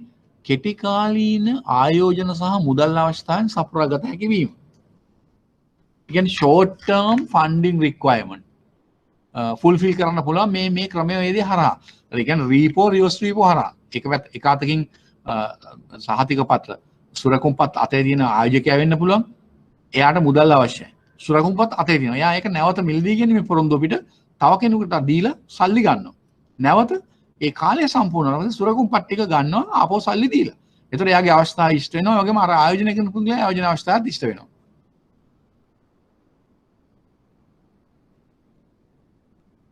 ඒ කියන්නේ ප්‍රතිමිලදී ගැනීම යනු කෙටි කාලින මුදල් අවස්ථාවන් සපුරා ගැනීමේ මාර්ගයක්.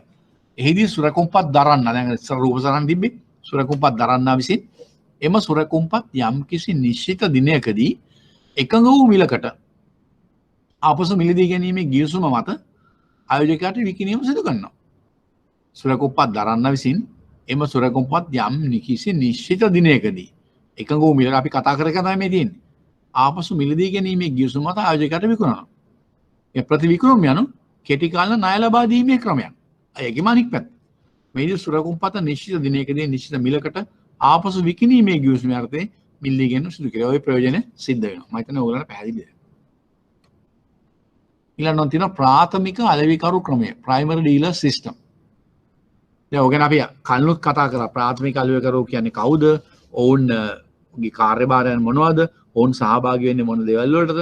ඒ වගේම මම කිව්වා primary issue එකේදී ගන්නවා, secondary market එකේ විකුණනවා, අවශ්‍ය තොරතුරු සපයනවා, ඒ වගේම මිල ගණන් ඉදිරිපත් කරනවා, settlement වලදී අවශ්‍ය කරන පියවීම් ගිණුම් පියවීම් කරන සියලු දේවල් මේගොල්ලෝ කරනවා. සියලුම සුරකුම්පත් නිකුත් කිරීම ශ්‍රී ලංකා නිකුත් කිරීමට ශ්‍රී ලංකා මහ බැංකුව පත් කරද්දී ප්‍රාථමික වෙළඳුන් මගින් නිකුත් කරයි. මේ අර්ථයේ ප්‍රාථමික වෙළඳුන් 15ක් පත් කරලා. දැන් 15 වල පොඩ්ඩක් අඩුයි මේගොල්ලෝ ප්‍රමාණය. දැන් මේක අඩු වෙලා තියෙනවා.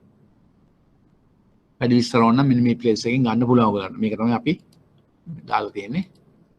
ඒක තමයි ඔය පාඩම වෙන්නේ. දැන් අපි ඒක අවසන් කරා. දැන් මේ සම්බන්ධව හොඳට මතක තියාගන්න. මේ සම්බන්ධව තව නෝට් එකක් තියෙනවා ඔයගලන්ට අදාළ. ඒ නෝට් එක මම අද ලබා දුන්නා. ඒක මම හිතන්නේ මේ සතිය ඇතුළත ඔයගලන්ට ඒවා ආවි. ලබන සතිය අපි ඒකත් මේ PowerPoint එකටම අදාළ එක මේක ඒකත් සමහර තැන් තියෙනවා yield එක ගැන පළදාව ගැන සහ මේ මාකට් එක ගැන අපි ඒ ගැන ටිකක් බ්‍රීෆ් කරමු ලබන සතියේ. ඒතර ඒක සම්පූර්ණම මේ සුරකුම්පත් පාඩම සම්පූර්ණ වෙනවා. මේක කතා කරලා මේ නෝට් එකත් කතා කරපුවාම. හරිද? ඒ නෝට් එක මේ සතියේ ලැබෙයි. අපි යමු ඊළඟ ලෙසන් එකට යමු. අපිට ඊළඟට කතා කරන්න පුළුවන් අද බැංකු නෝන මූල්‍ය ආයතන සම්බන්ධ නියාමන සහ සුපරීක්ෂණ ක්‍රියා. මේක මම කතා කරේ නෑ නේද කලින්? මේ කොටස කතා කරේ නෑ නේද? මේ කතා කරාද නෑනේ? මේ පාඩම කතා කරලා නෑනේ කලින්. නෝට් එක ඔයගොල්ලෝ ගාව තියෙනවා. මේක ඩිස්කස් කරාද? රෙස්පොන්ස් කරන්න. no right okay fine. කතා කරමු. දැන් ඔන්න මේ බැංකු නොවන මූල්‍ය ආයතන. ඒ කියන්නේ මම අදහස් කරන්නේ මුදල් සමාගම්, තල්බත් සමූහ ආදී වශයෙන් ඒ අනිකුත් අවශේෂ මේ ආයතන වල මෙතන අපි විශේෂයෙන් ඉලක්ක කරලා කතා කරන්නේ මුදල් සමාගම් ගැන. ඒතර මේ මුදල් සමාගම් බැංකු නොවන මූල්‍ය ආයතන සම්බන්ධ නියාමන හා සුපරීක්ෂණ ක්‍රියාමාර්ග. මේක මහා බැංකුව විසින් කරනවා කියලා ඔයගොල්ලෝ දැන් දන්නවා. ඒ වගේම 2011 අංක 42 දරන මුදල් ව්‍යාපාර පන්තින් ලැබී තිබෙන බලතල ප්‍රකාරව. ඒ පන්ති තමයි බලය ලැබිලා තියෙන්නේ ශ්‍රී ලංකා මහා බැංකුවේ මුදල් මණ්ඩලය මගින් කලින් කාලට විධාන හා නියෝගයන් මූල්‍ය සමාගම් වෙත නිකුත් කරනවා තියෙනවා. ඒ කියන්නේ from time to time central bank issue several guidelines directions to all financial non-banking financial institutions especially finance companies. අපි දැන් කතා කරන්නේ finance company. නිකුත් කරනු ලැබේ. පනතේ දෙවන කොටස අනුව මේ පන්ති දෙවන කොටස අනුව මුදල් සමාගම් සඳහා වන විධානයන් රීතීන් directions rules and නියමයන් conditions මුදල් මණ්ඩලය විසින් මුදල් සමාගම් වලට හෝ යම් කණ්ඩායමකට හෝ වර්ගයකට අයත් මුදල් සමාගම් වලට වෙනත් යම් නීතියක විධිදාන වල කුමක් සඳහන් වුවද වෙන වෙන නීති වල මොකක් සඳහන් වුවත් ඒ වගේ විධාන දෙන්න පුළුවන්. කලින් කාලේට එහෙම විධාන දෙන්න පුළුවන්. මෙම විධානයන් රීතීන් සහ නියමයන් මොනවාද යන්න වෙන වෙනම සලකා බලමු. මෙම විධානයන් රීතීන් සහ නියමයන් මොනවාද යන්න වෙන වෙනම සලකා බලමු. අපි දැන් බලමු මොනවාද මේ දාලා තියෙන විධානයන් රීතීන් මොනවාද කියලා. පළමුවෙන් අපිට හම්බ වෙනවා 2012 අංක 1 දරන මුදල් සමාගම් අයදුම්පත් රීතිය. සෑම මුදල් සමාගමක්ම මේ 2011 අංක 40 දරන මුදල් ව්‍යාපාර පන්ති 5.3 උපහාත වගන්තියදී මුදල් ව්‍යාපාර කටයුතු කිරීමේ බලපත්‍රයක් ඉල්ලා සිටින. ඕනෑම සමාගමකට මේ බලපත්‍රය ලබා ගන්න ඕනේ. ඒකට අයදුම් කරන්න අවශ්‍යයි. ඒක තමයි ඔකින් කියන්නේ අයදුම්පත් රීතිය. සමාගමක් විසින් බලපත්‍රයක් සඳහා කරනු ලබන සෑම අයදුම් පත්‍රයකම මේ ස්ටෑන්ඩඩ් ෆෝමැට් එකක් තියෙනවා. ඔය තියෙන්නේ SNBFI LFCA මගින් ඉදිරිපත් කරන මෙම ෆෝරමේ ඉංග්‍රීසි භාෂාවෙන් ඔබ මේක සාමාන්‍යයෙන් ඉදිරි කාලේ ඒක විශේෂයෙන්ම ඔයගලන්ට පරිශීලනය කරන්න ඕනේ නැහැ. ඒකෙන් ප්‍රශ්න අහන්න නැහැ. නමුත් just for your information මම ඔයගලන්ට දෙන්න උත්සාහ කරනවා මේ ෆෝමැට් එක තියෙනවා මගේ ළඟ. ඒක දෙන්න පුළුවන් ඔයගලන්ට ඉදිරි කාලේ ලබා දෙන්න. මෙම ෆෝරමේ මොකද අයදුම් කරන ඇප්ලිකේෂන් එක ලයිසන් එක. සෑම අයදුම්කාර සමාගමක් විසින්ම නැවත නොගෙනු ලබන රුපියල් ලක්ෂයක අයදුම්පත් ගාස්තුවක් අයදුම් පත්‍රය වාර දෙනු ලබන අවස්ථාවේදී බැංකු නොවන මූල්‍ය ආයතන අධීක්ෂණ දෙපාර්තමේන්තුවට එවන්න ඕන. ඒ සමගම මෙම් පන්ති යටතේ බලපත්ලාභී මුදල් සමාගම් වල රෙජිස්ටරයක් පවත්වාගෙන ඒක රෙජිස්ටරේ පවත්වාගෙන යන්න ඕන කවුද? ඒ බැංකු නොවන මූල්‍ය ආයතන දෙපාර්තමේන්තුව ශ්‍රී ලංකා මහා බැංකුව. මේ සඳහා ඌ ආකෘති පත්‍රයේ ෆෝරම B1 අනුව පවත්වාගෙන ලබන අතර ඒ ඔබ වෙත ලැබෙනවා. ඒක අපි ඉදිරි කාලේ දෙන්න ඕගලන්ට බලා ගන්න. right? ඒකට වෙනම රෙජිස්ටරයක් පවත්වාගෙන යන්න ඕන මේ දෙපාර්තමේන්තුව. ඊළඟ 2012 අංක 2 දරන මුදල් සමාගම් වාර්ෂික බලපත්‍ර ගාස්තු රීතිය. දැන් අයදුම්පත් රීතිය තියෙනවා වාර්ෂික බලපත්‍ර ගාස්තු රීතිය. මොකද්ද මේ කියන්නේ? හැම අවුරුද්දෙම බලපත්‍රය අලුත් කරන්න ඕන. අලුත් කරනකොට වාර්ෂිකව බලපත්‍ර ගාස්තුවක් ගෙවන්න අවශ්‍යයි. ඒක තමයි තියෙන්නේ. බලපත්‍රලාභී මුදල් සමාගමකට අදාළ වේ. මෙම රීතිය අතර නිකුත් දින සිට මුදල් සමාගමක් විසින් බලපත්‍ර ලබා ගන්න අවස්ථාව ගෙවිය යුතු බලපත්‍ර ගාස්තුව රුපියල් ලක්ෂ 5ක් වන අතර ඒ බලපත්‍ර නිකුත් කරන දින සිට හෝ ඊට පෙර ශ්‍රී ලංකා මහා බැංකුවට ගෙවන්න ඕන. මේකේ හැබැයි මේකේ සංශෝධනයක් පස්සේ ගාලා මම දැන් සංශෝධනය දැන් දෙන්නේ නැහැ. සංශෝධනය වෙනම දෙනවා ඕගොල්ලන්ට. බලපත්‍ර ගාස්තු සංශෝධනය ඉතින් දැනට මතක තියාගන්න මේ ප්‍රමාණයන් මේ විදිහට දෙනවා. මේ විදිහට මෙන්න මේ මුළු වත්කම් ප්‍රමාණය අනුව කියවගත්තම තේරෙනවා.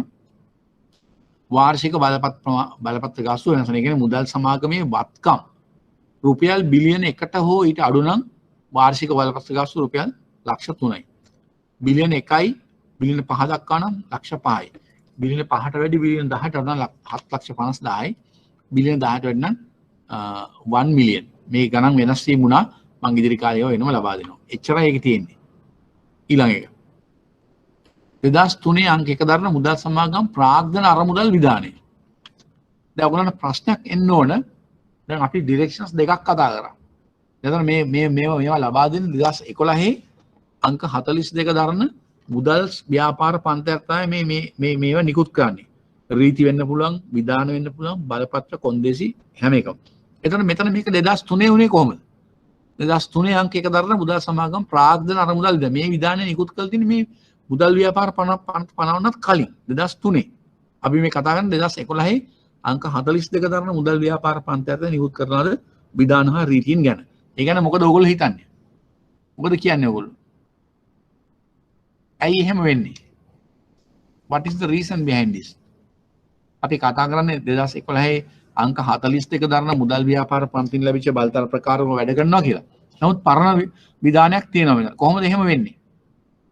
කොහොමද එහෙම වෙන්නේ? ඔයාලට මොකද්ද කියන්න පුළුවන් කියන්නේ? එහෙම වෙන්නේ මේ මුදල් ව්‍යාපාර පනත පනවන්න කලින් මුදල් සමාගම් පනත කියලා මීට කලින් බලපෑත්තු නීතිය තිබුණා. තවත් පරණ නීතිය. ඒ නීතියේ තිබිච්ච අඩුපාඩුකම් නිසා ඒක අඩලුඩුකම් නිසා ඒක නිවැරදි කරගන්න තමයි නව පනතක් 2011 පැනෙව්වේ. ඒ වුණාට කලින් නීතිය යටතේ පනවන ලද තවමත් බලපවත්වන බලංගු වන විධානයන් තවම තියෙනවා. අන්න එහෙම විධානයක් තමයි අපි ඔය කියන්නේ කතා කරන්න යන 2003 මේ කතා කරන 2003 අංක 1 දරන මුදල් සමාගම් ප්‍රාග්ධන අරමුදල් විධානය. Capital Funds Direction. ප්‍රාග්ධන අරමුදල් විධානය. මොකද්ද බලන්න මේ කියන්නේ? 2003 ජූලි මාස 1 වෙනිදා සිට ක්‍රියාත්මක වූ මෙම විධානය 88 අංක 78 දරන මුදල් සමාගම් පන්තියට. ඒ කියන්නේ ಭಾರತೀಯ පරණ පනත. 88 අංක 78 දරන මුදල් සමාගම් පන්තියට ලියාපදිංචි කරන ලැබූ සෑම මුදල් සමාගමකට අදාළ වන අතර.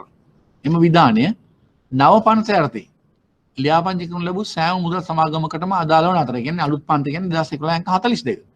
එම විධානය නව පනත යටතේ ඒ ආකාරයෙන්ම අදාළ වීම විශේෂයෙන් මතක තබා ගත යුතු වන්නේ. යන්නේ ඒගොල්ලෝ මතක තියාගන්න පරණ පන්ත යටතේ පනවල අලුත් පන්තක් ගෙනාවට ඒ යටතේ පනවල වළංගු පවතින සමහර විධානයන් තවම තියෙනවා. මේක එහෙම එකක්. එතකොට මේ මන්දයත් නව පනත පැනවීමට පෙර අදාළව පැවතුනා වූ විධානයන් නියෝග හා රීතීන් සංශෝධනය වීමක් හෝ ඉවත් වීමක් සිදුවන තෙක් ඒවා බලාත්මකව පවතින නිසාය. අන්න ඒක තමයි හේතුව. මෙවැනි තත්ත්වයක් මින් ඉදිරියට සාකච්ඡා කරන ලබන වෙනත් නියෝගයන් විධානයන් සහ රීතීන් සම්බන්ධව ඔබට දැකිය හැකි වුණ ඇත. සමහර ඒවා තියෙනවා එහෙම. ඒ තැන්වල මේ වගේ තරුවක් දාලා තියෙනවා. ඒතකොට ඔයගොල්ලෝ තේරුම් ගන්න ඕන වර්ෂය දැක්කම ඔයගොල්ලෝ තේරෙනවා. තරුවක් දාලා තියෙන්නේ 2011 නව පනත පනවන්නට පෙර පනවපු විධාන නියෝග රීති හා රෙගුලාසි වලට. ඒක පැහැදිලිද? ක්ලියර්? මං කියන එක පැහැදිලිනේ? ක්ලියර්? ඕකේ. රයිට් ඕකේ. බලමු විතර මොකද්ද මේකෙන් කියන්නේ කියලා.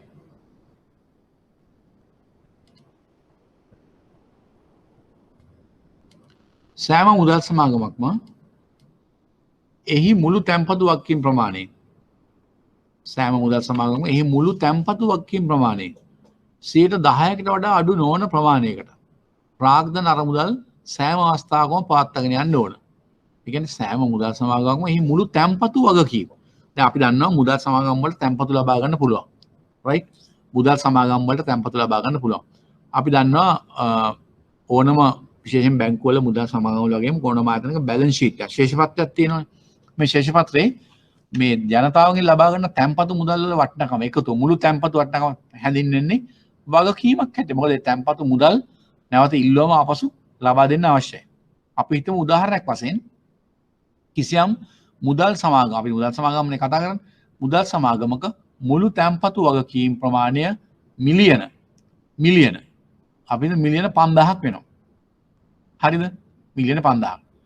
එතකොට ඒ තැන්පතු වගකීම කියන්නේ සියලුම සාමාන්‍ය ඉතිරි කිරීම කාලින තැන්පතු පැවරෙන වගේ තැන්පතු සහතික ආදී සියලුම තැන්පතු වගකීම් ප්‍රමාණය මිලියන 5000යි. හරිනේ? එතකොට මේ විධාන විදිහට මේ මුළු තැන්පතු වගකීම් ප්‍රමාණය මිලියන 5000යි. උදාහරණයක්. ඒකෙන් 10%ක් 5000 1000ක් කියන්නේ රුපියල් මිලියන 500කට වඩා අඩු නොවන ප්‍රමාණයකට ප්‍රාග්ධන අරමුදල් සෑම අවස්ථාවකම පවත්වන කැපිටල් ෆන්ඩ්ස් හැම වෙලේම තියෙන්න ඕන අර මේ තැන්පතු ඩිපොසිට් ලයබිලිටි එකෙන් 10%කට වඩා අඩු නොවන ප්‍රමාණයක්. ඊට වැඩි වෙනවා නම් හොඳයි. අවම වශයෙන් 10%ක්වත් තියෙන නම් අපි දැන් උදාහරණ ගන්න සමාගමේ තැන්පතුවක් කියමු මිලියන 5000 නම් අනිවාර්යෙන් ඒ සමාගමේ ප්‍රාග්ධන අරමුදල් මිලියන 500 හෝ ඊට වඩා වැඩි ප්‍රමාණයක් අනිවාර්යෙන් තිබිය යුතුයි. හරිද?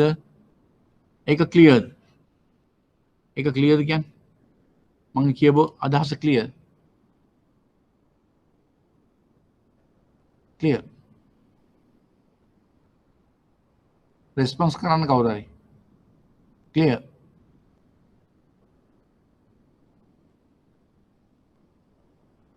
ඕකේ. Mahesha, right, okay, okay. Dinesh, okay, right, fine. එතකොට එහෙම තමයි සෑම මුදල් සමාගමක්ම ඒ අනුව සෑම මුදල් සමාගමක්ම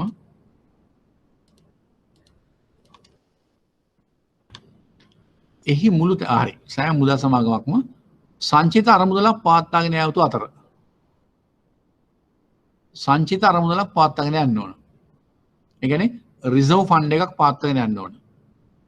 හරිද? ඒක එක කොන්දේසියක්. ඊළඟ එක් වර්ෂයේ සුද්ධ ලාභ වලින් අපි දන්න ඕන ආයතනයක් ලාභ ලබනවනේ. අපි දන්නවා account කරපය දන්නවා ලාභ ගිණුම. ඒකේ හදන්නේ දල්ලාභය සහ අවසානයේ සුද්ධ ලාභය.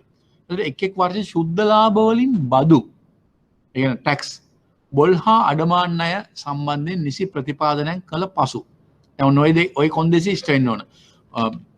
වෙළඳ හා ලාභ ගිණුම සුද්ධ ලාභය අරන් අපි ඊට පස්සේ බදු ගෙවනවානේ. බදු පෙර ලාභය ඊට පස්සේ බදු පසු ලාභය බදු ගෙවුවට පස්සේ ඊට පස්සේ බොල් හා අඩමාන නිසා වෙන් කිරීම ප්‍රතිපාදනයක් ඔය දෙකම කරාට පස්සේ ඉතුරු වෙන අනික් සුද්ධ ලාභය සුද්ධම ලාභය රයිට් ලාභයෙන් ප්‍රාග්ධන අරමුදල් මුළු තැන්පතු වක්කීම් ප්‍රමාණයෙන් 25%කට නොඅඩු අවස්ථාවන්දී අපි කිව්වේ අඩුතරම 10%ක් තියෙන්න ඕන කියලානේ නේද? දැන් කලින් බලපු එකේ නම් 10%ක් අපි 5000යි 10% කියන්නේ 500යි කියලා අපි ගණන් හැදුවා. මිලියන 500යි. දැන් අපි හිතමු එතකොට හරියටම තියෙන්නේ ඒකේ 10%යි. දැන් මෙතන කියනවා මේ සුද්ධ ලාභයෙන් මේ බදුයි බොල්ලේ අඩමාන වෙන් කිරීම අඩු කාට පස්සේ මුළු තැන්පතු වක්කීම් ප්‍රමාණය ප්‍රාග්ධන අරමුදල් වල තියෙන්නේ මුළු තැන්පතු වක්කීම් ප්‍රමාණයෙන් 25%කට නොඅඩු අවස්ථාවන්. ඒ කියන්නේ නොඅඩු අවස්ථාවලදී සුද්ධ ලාභ වලින් 5%කට නොඅඩු ප්‍රමාණයක්. ඒ කියන්නේ සෑම වර්ෂයකම ඒ බදු ගෙවුවට පස්සේ බොල්ල හාඩවාන් නිසා වෙන් කරාට පස්සේ ඉතුරු වෙන සුද්ධ ලාභයෙන් තවත් 5%කට නොඅඩු ප්‍රමාණයක් වෙන් කළා වෙනම සංචිත අරමුදලක පවත්වා ගන්න ඕන. අර 125ට අඩු අවස්ථාවලදී. නොඅඩු අවස්ථාවලදී. ඊළඟට ප්‍රාග්ධන අරමුදල් මුළු තැන්පතු වගකීම් ප්‍රමාණය 125කට අඩු වන අවස්ථාවලදී. ඒ කියන්නේ අර අපි මුලින් ගත්ත උදාහරණ 105ට අඩුයි. ඒ කියන්නේ 5000න් 10 අපි ගණන් බැලුවා. අවම වශයෙන් 10 තියෙනවා. එතකොට තව 15ක අඩුවක් තියෙනවා. මෙතන 25ට අඩුයි. එතකොට ඒ වගේ අවස්ථාවක අර ලාභයෙන් 10%ක් සුද්ධ ලාභ වලින් වෙන් කළා. නොනස්සයි සුද්ධ ලාභ වලින් 20%කට නොඅඩු ප්‍රමාණයක්. පැහැදිලිද? ප්‍රාග්ධන අරමුදල් මුළු තැන්පතු වගකීම් ප්‍රමාණයෙන් 125කට අඩු වෙන එහෙත් 10%කට අඩු නොවන.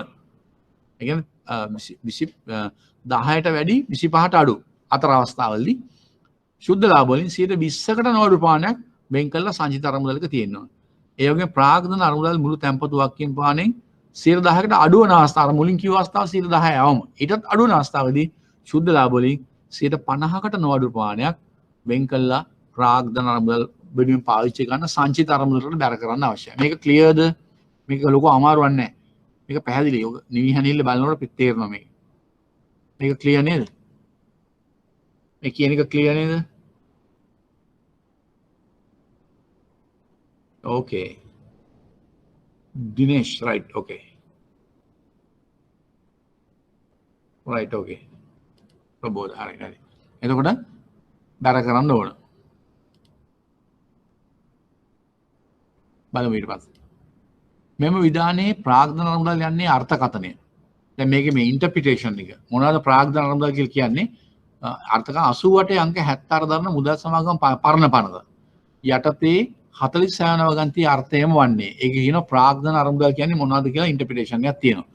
ඒ අර්ථයෙන් වෙන්නේ මොකද? පරණ පන්ත වුණාට ඒක අදාළ වෙනවා. එසේම මෙම් විධානයේ මුළු තැන්පතු වගකීම් අවසන් මාස 3 වන විට මුදල් සමාගමක පැවති තැන්පතු වගකීම් වල සාමාන්‍ය අදහසේ. තැන්පතු වගකීම් ගණන් බලන්නේ කොහොමද මේ විධානය අනුව? අවසන් මාස 3 තිබිච්ච තැන්පතු වගකීම් වල සාමාන්‍ය. ඒ මාස 3ෙම තිබිච්ච තැන්පතු වගකීම් වල සාමාන්‍ය 3ෙන් බෙදලා ගත්තම එන එක තමයි තැන්පතු වගකීම් වලට ගන්න. ඒක පැහැදිලි ඇති ඔයගලන්ට රයිට්?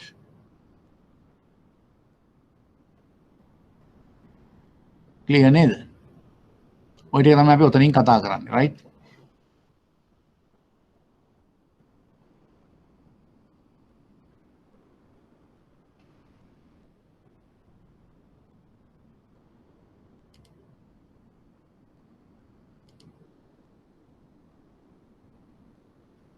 හරිනේ අපි අවශ්‍ය දෙකම කතා කරා දැන් මම මෙච්චරල කතා කරපු මේ සම්බන්ධ ඕගලන්ට මොන හරි ගැටලුවක් තියෙනවද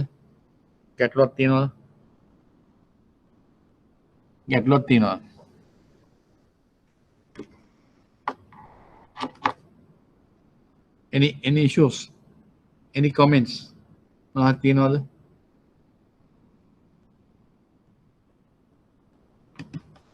ඕගොල්ලෝ පොඩක් මේ කමෙන්ට් එක දාන්න බෑ මේ පාඩම ඉතා වැදගත් පාඩමක්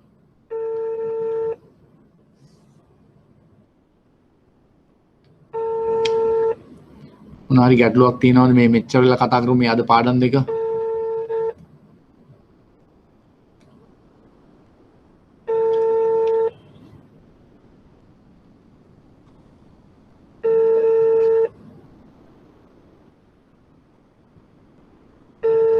Any issues? Any comments?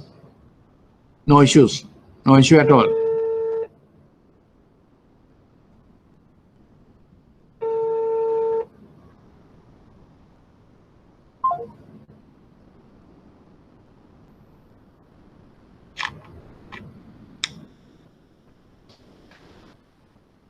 පොඩි වෙලාවක් දෙන්න.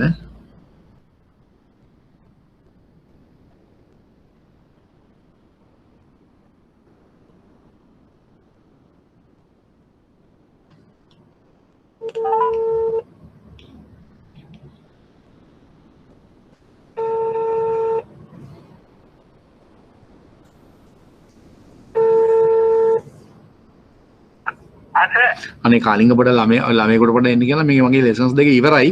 තව ලෙසන් එකක් මම ගෙවපුවා තියෙනවා මේක දාගන්න ඕනේ මේකට මට තේරෙන්නේ නැහැ ඒක දාගන්න පොඩ්ඩක් එවන්නකෝ. හරි හරි. හරි. දැන් මම අද කතා කරමු මේ දෙක ලෙසන්ස් දෙක සම්බන්ධ මොනවා හරි ඔයගලන්ට තව දුරටත් මොනවා හරි පැහැදිලි කරගන්න මොනක් තියෙනවද? මේක ඊටාම සරලව මම විස්තර කළේ. මොකද මේක අවශ්‍යයි මේ ආශ්‍රයෙන් ප්‍රශ්න එනවා මේ ගැන දැනගන්න එක අවශ්‍යයි ඔයගලන්ට මේ ගැන මොනවද ඉෂුස් තියෙනවද කවුරුත් කමෙන්ට් කරන්නේ නැහැ no issue ඒ කියන්නේ ඉෂුව එකක් නැහැ කියලා කියන්නේ right okay right fine thank you ඊළඟට අපි කතා කරා මේ ඩිරෙක්ෂන්ස් දැන් කතා කරන්න පටන් ගත්තා විතරයි බැංකුවන මූල්‍යාංක සම්බන්ධ නියාමනය සුපරීක්ෂණ ක්‍රියාමාර්ගය මේකේ මේ පොඩි සරල දෙකක් විතරයි කතා කරේ අයදුම්පත් රීතියයි වාර්ෂික බලපත්‍ර රීතියයි සහ ප්‍රාග්ධන අරමුදල් විධානය තව ඔය වගේ විධාන රාශියක් නියෝග රාශියක් තියෙනවා අපි ඒවත් දැන් කතා කරනවා මේ ටික දැන් මේ මෙතන තියෙනවා මම ඒවලා තියෙනවා නෝට්ස් වලින් ඒවලා තියෙනවා ඔයගොල්ලන්ට මේ ඒ තව එකක් පටන් ගන්න ඕන බලමුකෝ අපි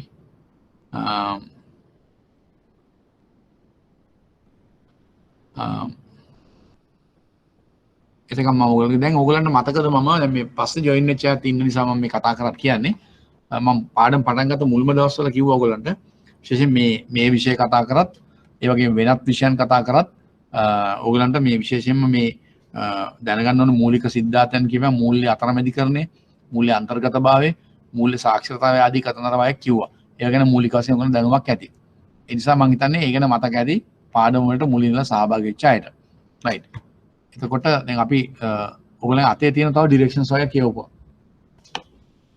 මේක දැන් අපි කතා කරමින් හිටියේ ඩිරෙක්ෂන්ස් ගැනනේ රයිට් ඕකේ ෆයින් දැන් අපි තව එකක් කතා කරනවා මෙන්න මේ පාඩම. මේක ඔයගලන්ට එවලා තියෙන්නේ. මම කියපු 2011 තව ඩිරෙක්ෂන් එකක් විධානයක් අංක 3 2011 අංක 3 දන්න මුදල් සමාගම් අධ්‍යක්ෂකවරුන්ගේ හා විධායක කාර්යාලය නියුතු නිලධාරීන්ගේ යෝග්‍යතාවයේ තක්සේරු කරන කියන්නේ fit and proper direction විධානය. දැන් මෙහෙම විධානිකුත් මේ නීති අර්ථේ මහ බැංකුව විසින් නිකුත් කරලා තිනවා සියලු මුදල් සමාගම් වලට. මම කියන එක පැහැදිලිද? දැන් අපි දැන් කතා කරන පටන් ගත්ත අයදුම්පත් රීතිය, වාර්ෂික බලපත්‍ර ගාස්තු රීතිය ආදී වශයෙන් අපි කතා කරන ඒ වගේ රාශියක් මම කිව්වා තියෙනවා කියලා විධානයන් නියෝග හා රීති. එයින් තවත් එකක් තමයි 2011 අංක 3 දරන මුදල් සමාගම් අධ්‍යක්ෂකවරුන්ගේ හා විධායක කාර්යාලය නියුතු නිලධාරීන්ගේ යෝග්‍යතාවය තක්සේරු කිරීම විධානය. කියන්නේ fit and proper direction කියලා මේකට කියනවා. fit and proper. යථා යෝග්‍යභාවය. ඒතර මුදල් සමාගමක පාස සඳහා නිලධාරීන් සඳහා මෙම විධානය අදාළ වේ. මුදල් සමාගමක පාස සඳහා නිලධාරීන් සඳහා මෙම විධානය අදාළ වේ. බලමු කවුද කියලා. ප්‍රධාන විධායක නිලධාරී. සාමාන්‍ය අධිකාරී. ඒ කියන්නේ GM CEO. ඊළඟ අතිරේක සාමාන්‍ය අධිකාරී. ज्येष्ठ नियोज्य सामान्य अधिकारी सहकार सामान्य अधिकारी එහෙම පල්ලෙහාට ලිස්ට් එක තියෙනවා.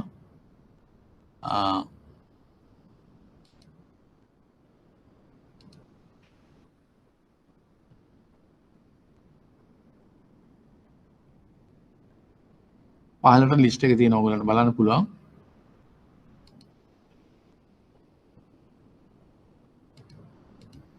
සහකාර සාමාන්‍ය අධිකාරී, प्रधान मेहम अधिकारी, प्रधान अवदानम निलधारी प्रधान चीफ ऑपरेटिंग ऑफिसर, प्रधान अवदान चीफ रिस्क ऑफिसर, प्रधान गणकाधिकारी chief accountant, chief financial officer, प्रधान अभ्यंतर इंटरनल ऑडिटर, अनुकूलता कंप्लायंट ऑफिसर, ඊළඟට භාණ්ඩාගාරයේ ප්‍රධාන ट्रेजरी चीफ, නීති කටයුතු ප්‍රධානී, තොරතුරු තාක්ෂණ ප්‍රධානී, සමාගම් ලේකම්, මුදල් සමාගමේ අධ්‍යක්ෂ මණ්ඩලයේ උපදේශකයන් ලෙස කටයුතු කරන නිලධාරීන්, මුදල් සමාගම් ණය වත්කම් හා අලෙවිකරණ පිළිබඳ තීරණ ගන්නා නිලධාරීන්, 2008 අංක 3 දරන මුදල් සමාගම් විධානය යටතේ ප්‍රධාන කළමනාකරන කාර්ය මණ්ඩලයට දක්වා ඇති අර්ථකථනය යටතට වැඩෙන ඕනෑම නිලධාරියෙකු මේ සීලව දෙනාට මේක අදාළ වෙනවා.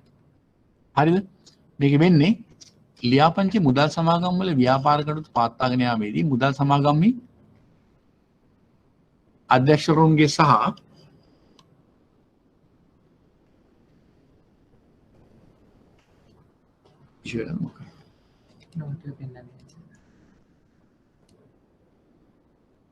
क्लिक होना पड़ा वैसे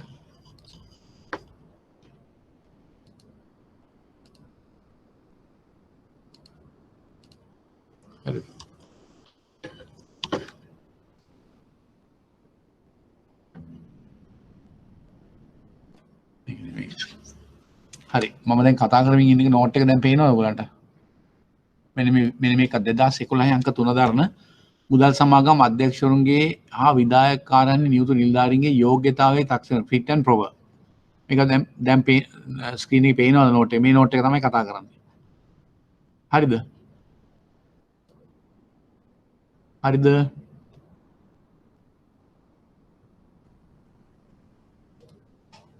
right මේක තමයි අපි දැන් කතා කරන්නේ මේකේ පාසනා නිලධාරීන්ට මේ විධානය අදාළ වෙනවා කියලා මම කිව්වා මේ ලයිස්ට් එක තියෙනවා. එතකොට මේ අයට ලියාපදිංචි මුදල් සමාගම් වල ව්‍යාපාර කටයුතු පවත්වාගෙන යාමේදී මුදල් සමාගමේ අධ්‍යක්ෂකවරුන්ගේ සහ විධායක තනතුරුදාර නිලධාරීන්ගේ යෝග්‍යතාවය කියන්නේ ෆිට්නස් යෝග්‍යතාවය එකී මුදල් සමාගමේ යහපාලනය හා අවදානම් කළමනාකරණය පවත්වාගෙන යාම සඳහා අන්න ඒක ප්‍රධාන අරමුණ මේ නිලධාරීන්ගේ යෝග්‍යතාවය ඒ වගේම මේකේ මුදල් සමාගමේ යහපාලනය good governance අවදානම් කළමනාකරණය risk management පවත්වාගෙන යාම සඳහා මූලික අවශ්‍යතාවයන් වල ස්ථාවර භාවයද වැඩි දියුණු කරයි. දැන් සමාගමක ස්ථාවර භාවය වැඩි දියුණු කරන්න නම් ඒගොල්ලන් යහපාලනය හරියට පවත්වාගෙන යන්න ඕනේ. රිස්ක් මැනේජ්මන්ට් එක හරියට කරන්න ඕනේ. ඒක කරන්න නම් නිලධාරීන්ගේ යෝග්‍යතාවය යථා යෝග්‍යභාවය හරියට තියෙන්න ඕන. ඒ අනුව මුදල් සමාගම් පනතේ මුදල් සමාගම් පන්තේ කොට අතර මේක දැන් මුදල් ව්‍යාපාර පන්තේ නව වන වගන්තියෙන් පැවරී ඇති බලතල ප්‍රකාරව මුදල් සමාගම් අධ්‍යක්ෂකවරුන්ගේ සහ විධායක කාර්යාලය නියුතු නිලධාරීන්ගේ යෝග්‍යතාවය තක්සේරු කිරීම සම්බන්ධව මෙම විධානය මුදල් මණ්ඩලය විසින් නිකුත් කරනු ලැබ ඇත. ශ්‍රී ලංකා මහ බැංකුවේ මුදල් මණ්ඩලය. අධ්‍යක්ෂකවරයෙකු හෝ විධායක කාර්යාලය නිරත වන නිලධාරියෙකු වශයෙන් පත්වීමට අදාළ නුසුදුසුකම් ලැයිස්තුවක්. ඒ කියන්නේ disqualifications. විධානයේ යෝග්‍යතාවය ඇගීමේ නිර්ණායකයන් පාසලන් පරිදි වේ. ඒ කියන්නේ disqualifications තමයි වලින් තමයි බලන්නේ මොකද්ද මේ යෝග්‍යතාවය ඇගීමේ නිර්ණායකයන් බලන්න. මෙන්න මේ විදිහට.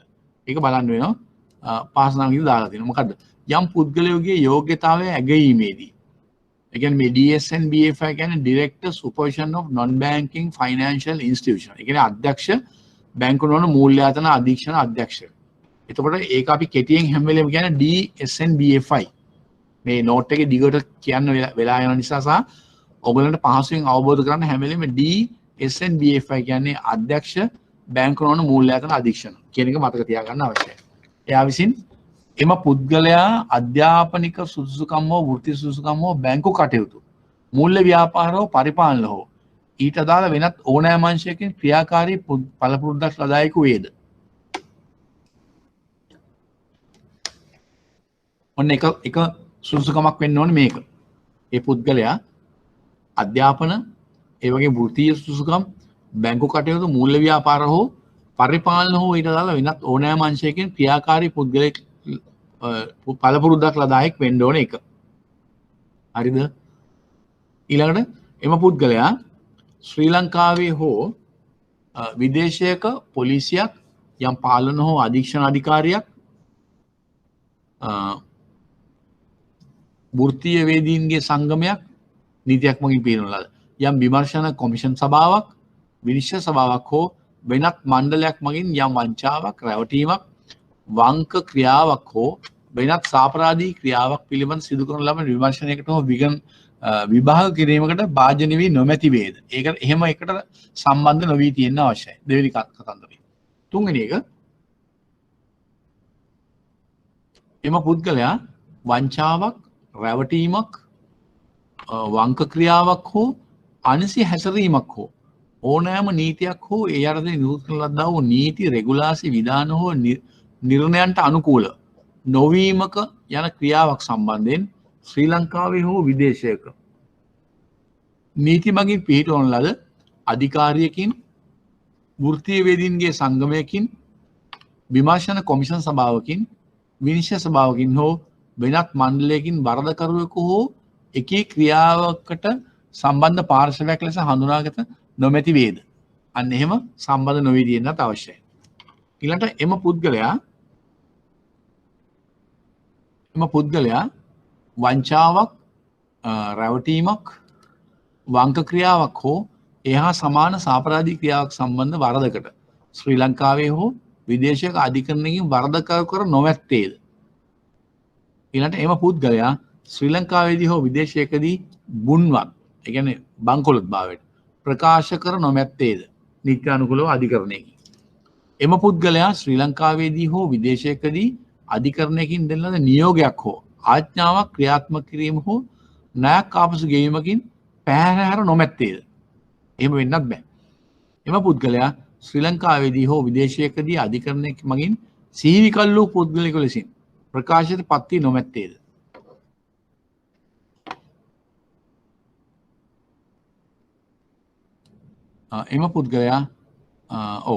එම පුද්ගලයා නියාමන හෝ අධීක්ෂණ අධිකාරියකින් ඒ කියන්නේ ලංකාවේ වගේ ගත්තොත් නම් නියාමන අධීක්ෂණ ශ්‍රී ලංකා මහ බැංකුව වෙන්න පුළුවන් කොටස් ආසුරකුම් පත්වෙන්ද වෙනවා රක්ෂණ නියාමන අධිකාරිය වෙන්න. ඒ වගේ වෙනත් රටවලත් ලංකාවේ වෙන්න පුළුවන් වෙනත් රටවලත් ඒ වගේ නියාමන අධිකාරීන් තියෙනවා. එවැනි අවස්ථාවක එම පුද්ගලයා නියාමන හෝ අධීක්ෂණ අධිකාරියක් වශයෙන් ශ්‍රී ලංකාවේ හෝ විදේශයක පිහිටි ඕනෑම බැංකුවක මුදල් සමාගමක හෝ සංස්ථාපිත ආයතනයක අධ්‍යක්ෂවරයෙකු වෙනත් නිලධාරියෙකු හෝ සේවකයෙකු ලෙස සේවෙන් ඉවත් කර හෝ සේවය අත්හිටුවා නොමැති අයෙකු වේද. අන්න එහෙම අයට පමණයි මේ සම්බන්ධව අයදුම් මේ ප්‍රධාන නිලයන් සම්බන්ධයෙන් අයදුම් කරන්න පුළුවන් වෙන්නේ ෆිට් ඇන්ඩ් ප්‍රොපර් දෙන්නේ එහෙම අයට පමණයි. එම පුද්ගලයා තව තියෙනවා. එම පුද්ගලයා නියාමනයට අදාළ සාධක මත බලපත්‍රය හෝ ව්‍යාපාර අවලංගු කරනු ලැබූ හෝ අත්හිටුනු ලැබූ හෝ ඒ කියන්නේ නියාමනය සම්බන්ධව මොන හරි කාරණයක් මත ඒ ව්‍යාපාරය අවලංගු කරලා හෝ අත්හිටුනු ලැබූ අවස්ථාව ශ්‍රී ලංකාවේ හෝ විදේශයකදී ඈවර වූ හෝ ඈවර වෙමින් පවතින හෝ අනිවාර්ය ඈවර කිරීමකට ඇරත සිටිනා වූ ඕනෑම බැංකුවක මුදල් සමාගමක හෝ මූල්‍ය ආයතනයක අධ්‍යක්ෂවරයෙකු ප්‍රධාන විද්‍යාඥ නිලධාරියෙකු වෙනත් බලතල සහිත තනතුරක් දරා නොමැත්තේද යන කරුණු සැලකිල්ලට ගත යුතුය. දරා නොමැත්තේද යන කරුණු සැලකිල්ලට ගත යුතුය. මෙන්න මේ ආදී කරුණු සැලකිල්ලට ගන්න ඕන.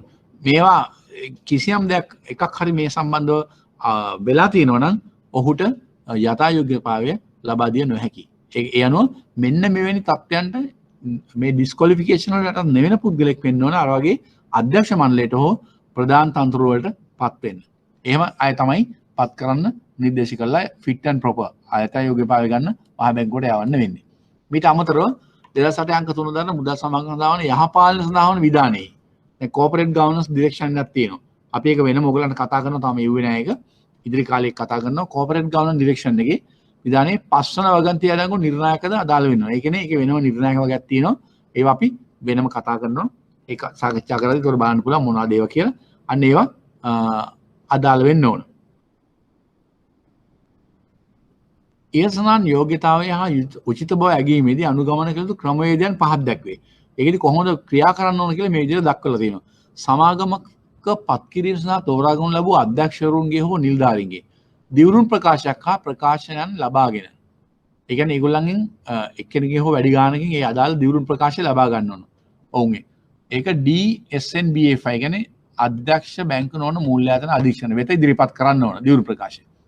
තවද අධ්‍යක්ෂවරයා හෝ නිලධාරියා පළමුවට පත් කිරීමේදී පත්වීමට පෙර ආසන්නතම කාල පරිච්ඡේදයේ සේවය කළ ආයතනය සමාගම මෙදින් එම පුද්ගලයාට පැවරී තිබූ කාර්යයන් ඉටු කිරීමේදී දැක් වූ කාර්ය සාධන මට්ටම පිළිබඳව සඳහන් වන්නා වූ ලිපියක් ලබාගෙන එය ඉදිරිපත් කරනවා. DSNBFI එක ඉදිරිපත් එෆිඩෙවිට් එක ඉදිරිපත් කරන්න ඕන. ඒට කලින් වැඩ කරපු ආයතනයේ performance කාර්ය සාධන ගැන සාතිකයක් ඉදිරිපත් කරනවා. තවද සමාගමේ අධ්‍යක්ෂවරයෙකු ලෙස ක්‍රියා කිරීමට නියමිත පුද්ගලයෙකු, ඒ කියන්නේ ඩිරෙක්ටර් බෝඩ් එකේ අධ්‍යක්ෂකවරට පත්වීමට යෝජනා වී ඇතනම් මුදල් සමාගම විසින් එම පුද්ගලයාගෙන් දිවුරුම් ප්‍රකාශ හා ප්‍රකාශන ලබාගෙන ඒවා මුදල් සමාගමේ වාර්ෂික සම්මේලනයට ප්‍රථම DSNBFI ට යවන්න. ඒ කියන්නේ වාර්ෂික සම්මේලනය දාන්න ඉස්සෙල්ලා ඩිරෙක්ටර් නන් බැංකින් වලට යවන්න ඕන.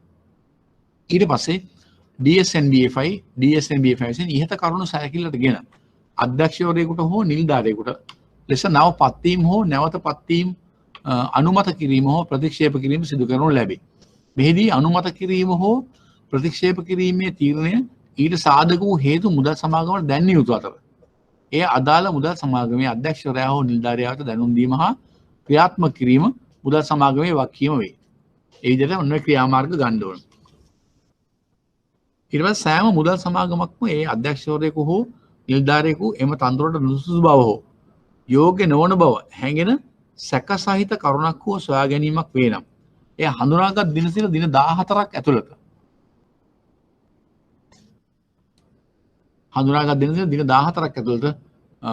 අධ්‍යක්ෂ බැංකු නොවන වෙත දන්වන්න ඕන.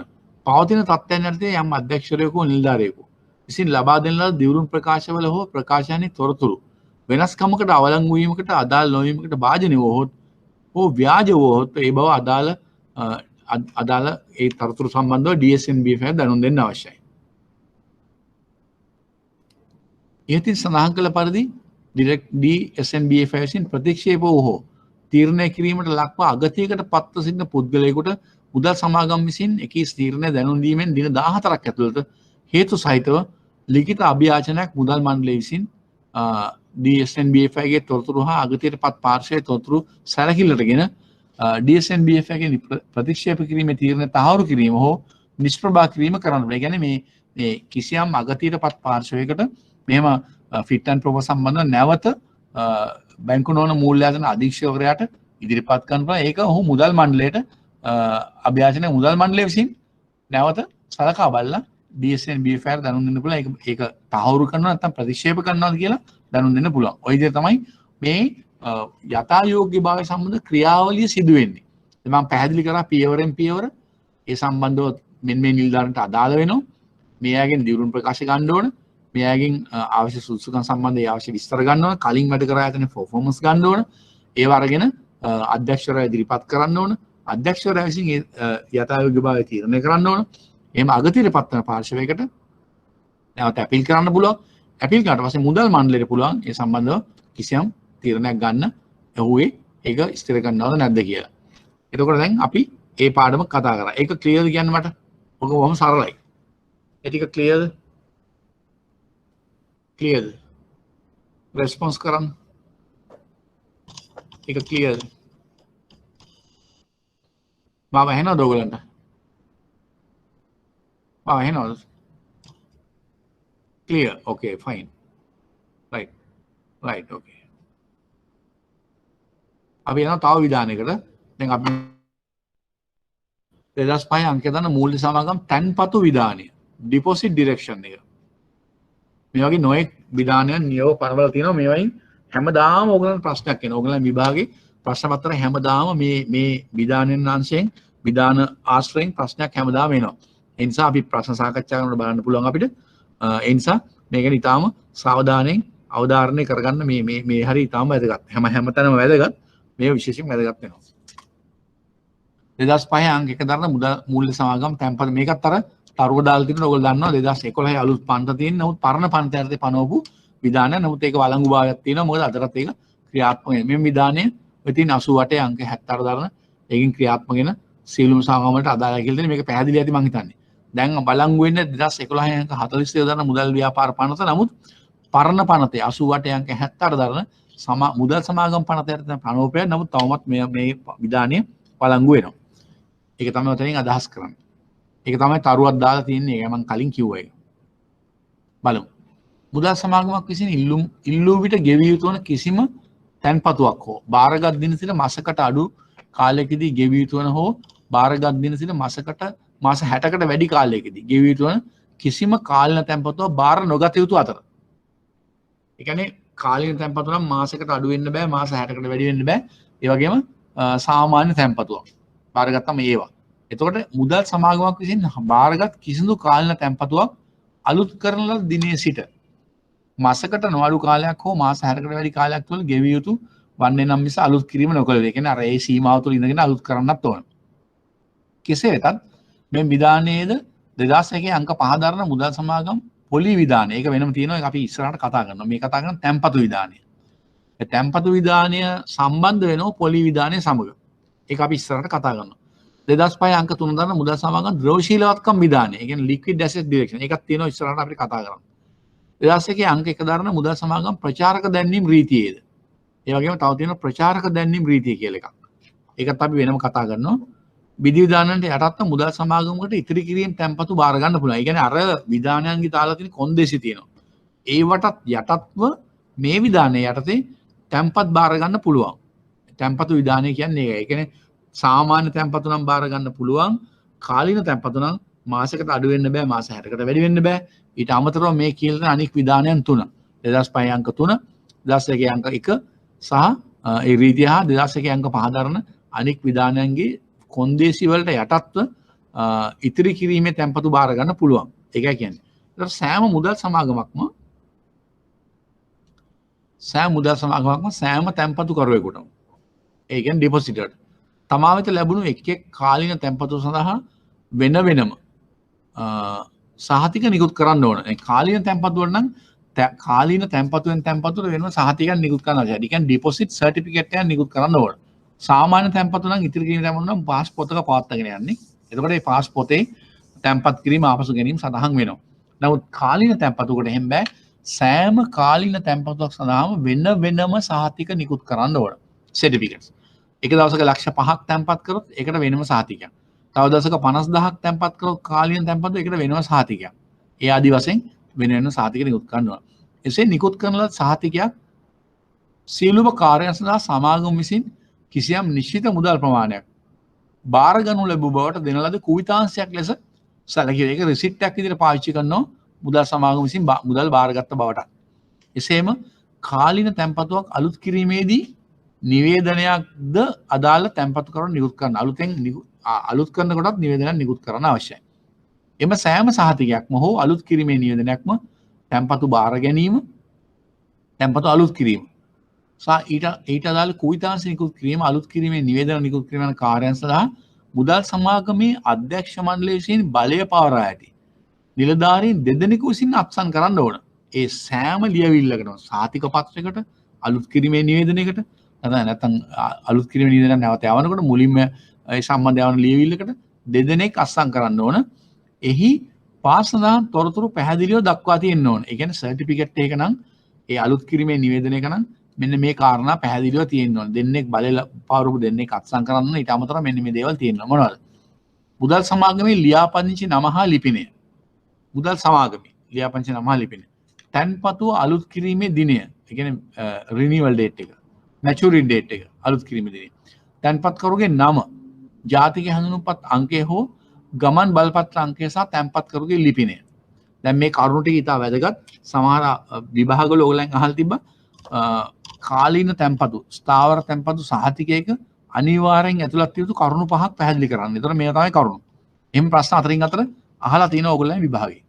ඒතකොට තැන්පතුවක් හෝ තැන්පතුවක් අලුත් කිරීමක් වශයෙන් මුදල් සමාගමට ලැබුණු මුදල් ප්‍රමාණය. වචන වලින් සහ ඉලක්කම. ඒ කියන්නේ අකුරු මුදල් ප්‍රමාණය අකුරින් සහ ඉලක්කමෙන්. ගෙවිය යුතු වාර්ෂික පොලි අනුපාතය සහ ගෙවීමේ ක්‍රමය. වාර්ෂික පොලි අනුපාත 10%ද 11%ද ආදී වශයෙන් සහ පොලිය ගෙවන්නේ මාසිකවද කල්පිරීමේද. ඒ කියන්නේ at maturity or monthly. එහෙම සඳහන් කරන්න ඕන. තැන්පතු ආපසු ගෙවිය යුතු දිනය. ඒ කියන්නේ කල්පිරෙන දිනය.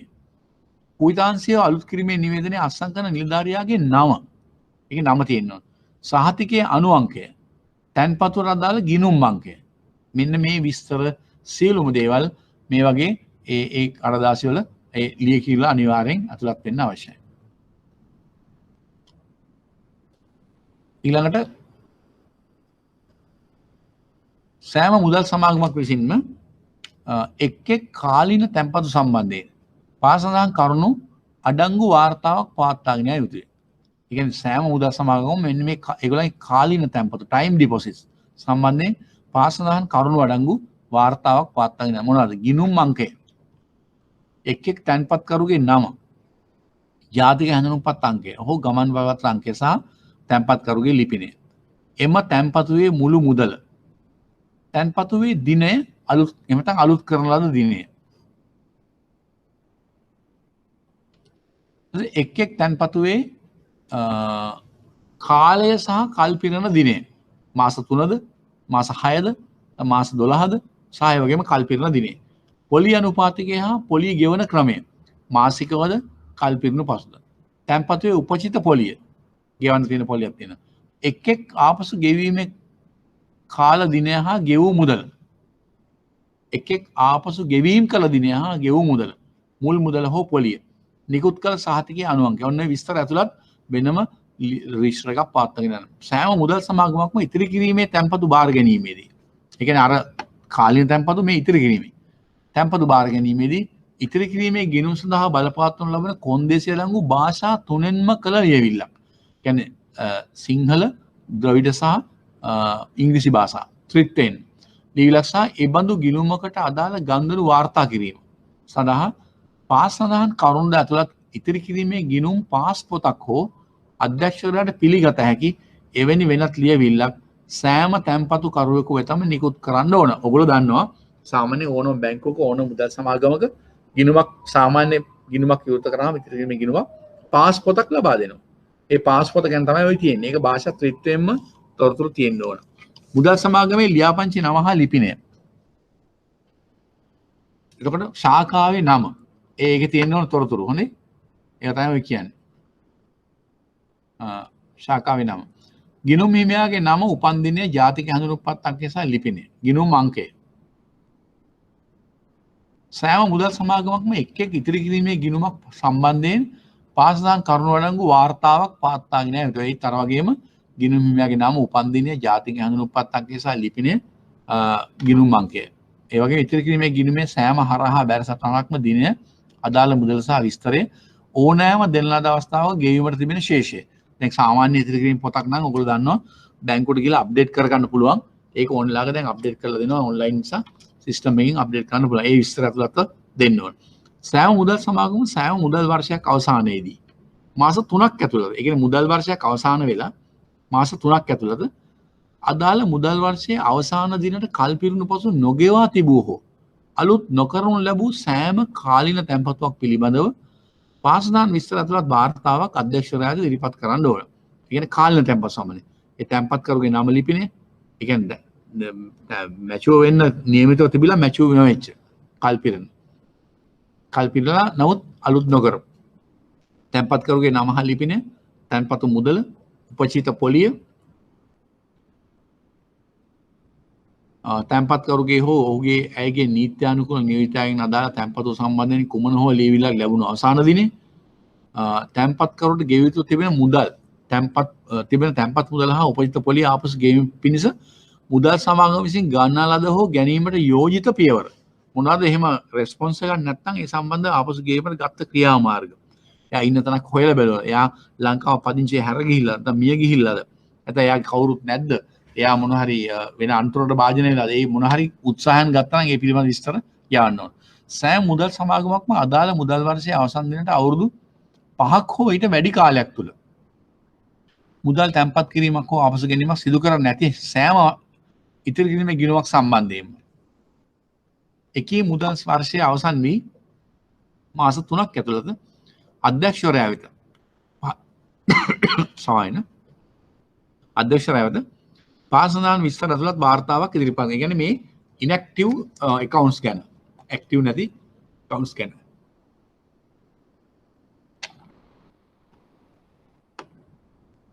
ඒ වගේ මෙන්න මේ විස්තර ඇතුළත් වාර්තාවක් කියන්න මොනවාද? ගිණුම් හිමියාගේ නම හා ලිපිනය. ආසන්නතම පූර්ව මුදල් වර්ෂයේ අවසානයේට උපයා තිබූ පොලිය ඇතුළුව ගෙවීමට තිබෙන මුදල. තැන්පත්කරුගේ හෝ ඔහුගේ ඇයගේ නීත්‍යානුකූල නියෝජිතයාගෙන් අදාළ තැන්පතු සම්බන්ධයෙන් කුමන හෝ ලියවිල්ලක් ලැබුණු අවසාන දිනේ තැන්පත්කරුට ගෙවිය යුතු තිබෙන තැන්පත් මුදල් ආපසු ගෙවීම පිණිස මුදල් සමාගම විසින් ගන්නා ලද හෝ ගැනීමට යෝජිත පියවර. දැන් මේ ආදී තොරතුරු ඇතුළත් කරලා යවන්න අවශ්‍යයි. එතකොට ඊළඟ මුදල් සමාගමක් විසින් වළංගු මුදල් හෝ ගිණුම් හිමියාගේ නමට නිකුත් කළ චෙක් පතක් වැනි පිළිගත හැකි මුදල් ප්‍රේෂණය කිරීමේ ලේඛනයක ස්වරූපයෙන් හැරුණු විට වෙනත් ස්වරූපයකින් ලැබෙන මුදල් ඉතිරි කිරීමේ ගිණුමට බැර කිරීම සඳහා බාර නොගත යුතුය. ඒ කියන්නේ ඒවා මුදල් වලින් හැර චෙක් පත් වැනි පිළිගත හැකි මුදල් ප්‍රේෂණය කිරීමේ ලේඛනයක ස්වරූපයෙන් හැරුණු විට වෙනත් ස්වරූපයකින් ලැබෙන මුදල් ඉතිරි කිරීමේ ගිණුමට බැර කිරීම සඳහා බාර නොගත යුතුය. ඔන්න ඔය ටික තියෙනවා. ඔය කාරණා ටික විශේෂයෙන් සැලකිලිමත් වෙන්න ඕන තැන්පත් විධානය. මොකද මේක වැදගත් ඕගොල්ලන්ට මේ ආශ්‍රය මම දැක්ක සමහර විභාගවල ඇවිල්ලා තියෙනවා කාලින තැන්පත් සහතිකයක ඇතුළත් වෙන ඕන කාරණා මොනවද කියලා සමහරකට අහලා තිබ්බා. සමහරවිට මේ වගේදී මේ inactive accounts සම්බන්ධව ගත හැකි ක්‍රියාමාර්ග මොනවද ඒව ගැන වාර්තා කරන්න ඕන කියලා සමහර අවුරුදු මම දැක්ක ඇවිල්ලා තියෙනවා. ඒ නිසා මේක ඉතා ඕනකට වැදගත් වෙන කොටසක් කියලා මතක තියාගන්න හැමෝම. ඊළඟ වලුන් තව අපිට විනාඩි 5ක විතර කාලයක් තියෙනවා. ඊළඟ ඩිරෙක්ෂන් එක මොකක්ද කියලා බලමු. 2013 අංක 5 දන මුදල් සමාගම පොලී අනුපාත අරක තැන්පතු විධානය. මේක පොලී අනුපාත විධානය. දැන් ඔයගොල්ලෝ තේරුම් ගන්න අවශ්‍යයි මේ විනාඩි 5 මම පොඩ්ඩක් පැහැදිලි කරන්නම්. මුදල් විශේෂයෙන් මුදල් සමාගම් වලට ඒගොල්ලන්ගේ තැන්පත් කරුවන් වෙනුවෙන් පොලී තීරණය කිරීමේදී හිතන ආකාරය තමන් රිසි පරිදි තමන්ට තරඟකාරීව තමන්ට ඕන විදිහට පොලී අනුපාතයන් පොලී තීරණය කිරීමේ බලයක් ලැබෙන්නේ නැහැ. ඒක යම් ආකාරයක මුදල් මූල්‍ය වෙළඳපොළ අස්ථාවර වෙන්න බලපාන කාරණයක් නිසා ඒ සඳහා වෙනම ක්‍රමවේදයන් තිබෙනවා. ඒ නිසා ඒක තමයි අපි දැන් මේ කතා කරන්නේ මහා බැංකුව විසින් අධ්‍යක්ෂ බැංකු නොවන මූල්‍ය ආයතන විසින් නිශ්චිත ක්‍රමවේදයක් ඒ සම්බන්ධ හදලා තියෙනවා. ඒ සම්බන්ධව කොහොමද පොලිය තීරණය කිරීමේ ක්‍රමවේදය වෙන්නේ කියන එක තමයි අපි මේකෙන් කතා කරන්නේ. ඕගොල්ලෝ මේක දැන් අතේ තියෙන නිසා නෝට් එක ඔයගොල්ලෝ හොඳට මේක ගෙදරදී තව සැරයක් කියව ගන්න. හරිද? මේව විධානය 2011 අංක 42 මුදල් ව්‍යාපාර පන්ති යටතේ බලපත්‍රලාභී සෑම මුදල් සමාගමකටම අදාළ වේ. මේක සෑම මුදල් සමාගමකටම අදාළ වෙනවා. මෙම විධානයේ සඳහන් නියෝග ඕනෑම ඉතිරි කිරීමේ තැන්පතු, කාලීන තැන්පතු, පැවරිය නොහැකි තැන්පතු සහතික. අන් දැක්කනේ ඉතිරි කිරීමේ තැන්පතු normal savings, කාලීන තැන්පතු time deposits, පැවරිය නොහැකි තැන්පතු සහතික non transferable deposit certificate සහ මෙම විධානයේ දිනේ සිට බාර ගනු ලබන හෝ අලුත් කරනු ලබන නිකුත් කරනු ලබන ණය සාධන පත් සඳහා අදාළ වේ. ඒවට අදාළ වෙනවා මේකේ නියෝග. බලමු. කාලීන තැන්පතු සඳහා උපරිම පොලිය අනුපාත. දැන් අපි මේ වර්ග කරලා බලන්නේ. කාලීන තැන්පතු වෙනම ඉතිරි කිරීම තැන්පතු වලට කොහොමද පැවරෙන හැකි තැන්පත් සහතික වලට කොහොමද පොලි වට්ටම් අනුපාතයන් තීරණය කරන්න කියන්නේ. අපි එකින් එක බලනවා. ඒක ඉස්සෙල්ලා බලන්නේ කාලීන තැන්පතුව ටයිම් ඩිපොසිට් එක සඳහා උපරිම පොලියක් දෙන්න සීමාවන් පනවලා තිනවා මහ බැංකුවෙන් බැංකු නුවණ මූල්‍යායතන අධීක්ෂණ දෙපාර්තමේන්තුවෙන්. කොහොමද ඒක වෙන්නේ කියන ක්‍රමය තමයි බලන්නේ. දැන් මේ වෙනත් එක්ක කතා කරපු ටික පැහැදිලිද? right now ඔක්කොම clearද? is it clear to you all? මේ වෙනකන් කතා කරපු clearද? okay Dinesh Prabodha Sihara okay right fine අපි ඊටු ටිකක් අපි පොඩි වෙලාවක් තියෙනවා කතා කරමු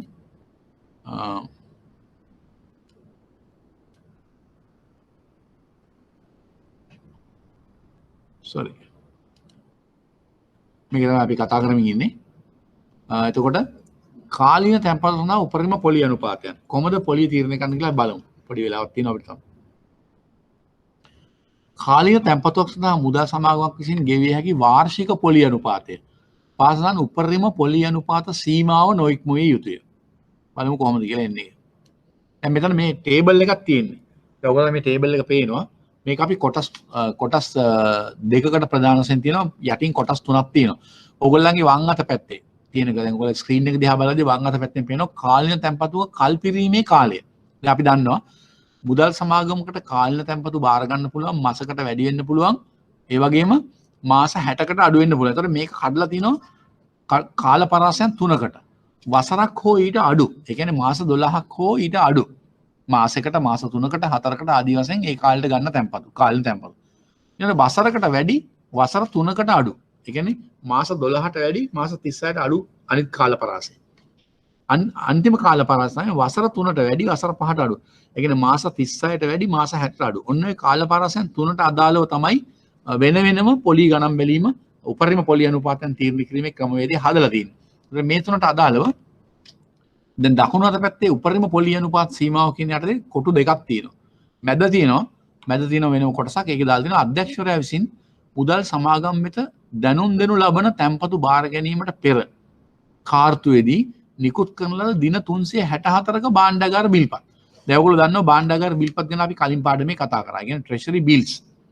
ඒවා උපරිම වශයෙන් නිකුත් කරන්නේ භාණ්ඩාගාර බිල්පත් කෙටි කාලීන ඉන්ස්ට්‍රුමන්ට් එකක්. ඒක උපරිම නිකුත් කරන දින 364 නැත්නම් අවුරුද්දකට. අන්නේ කියන භාණ්ඩාගාර බිල්පත්. ඒක අධ්‍යක්ෂකවරයා කවුද? බැංකු නොවන මූල්‍යායතන අධීක්ෂණ අධ්‍යක්ෂකවරයා මෙන්න මේ මුදල් සමාගම් වෙත දැනුම් දෙනවා තැන්පතු බාර ගැනීමට පෙර කාර්තුවේ. දැන් අපි උදාහරණයක් වශයෙන් දැන් අපි ඉන්නේ මොන කාර්තුවේද 2020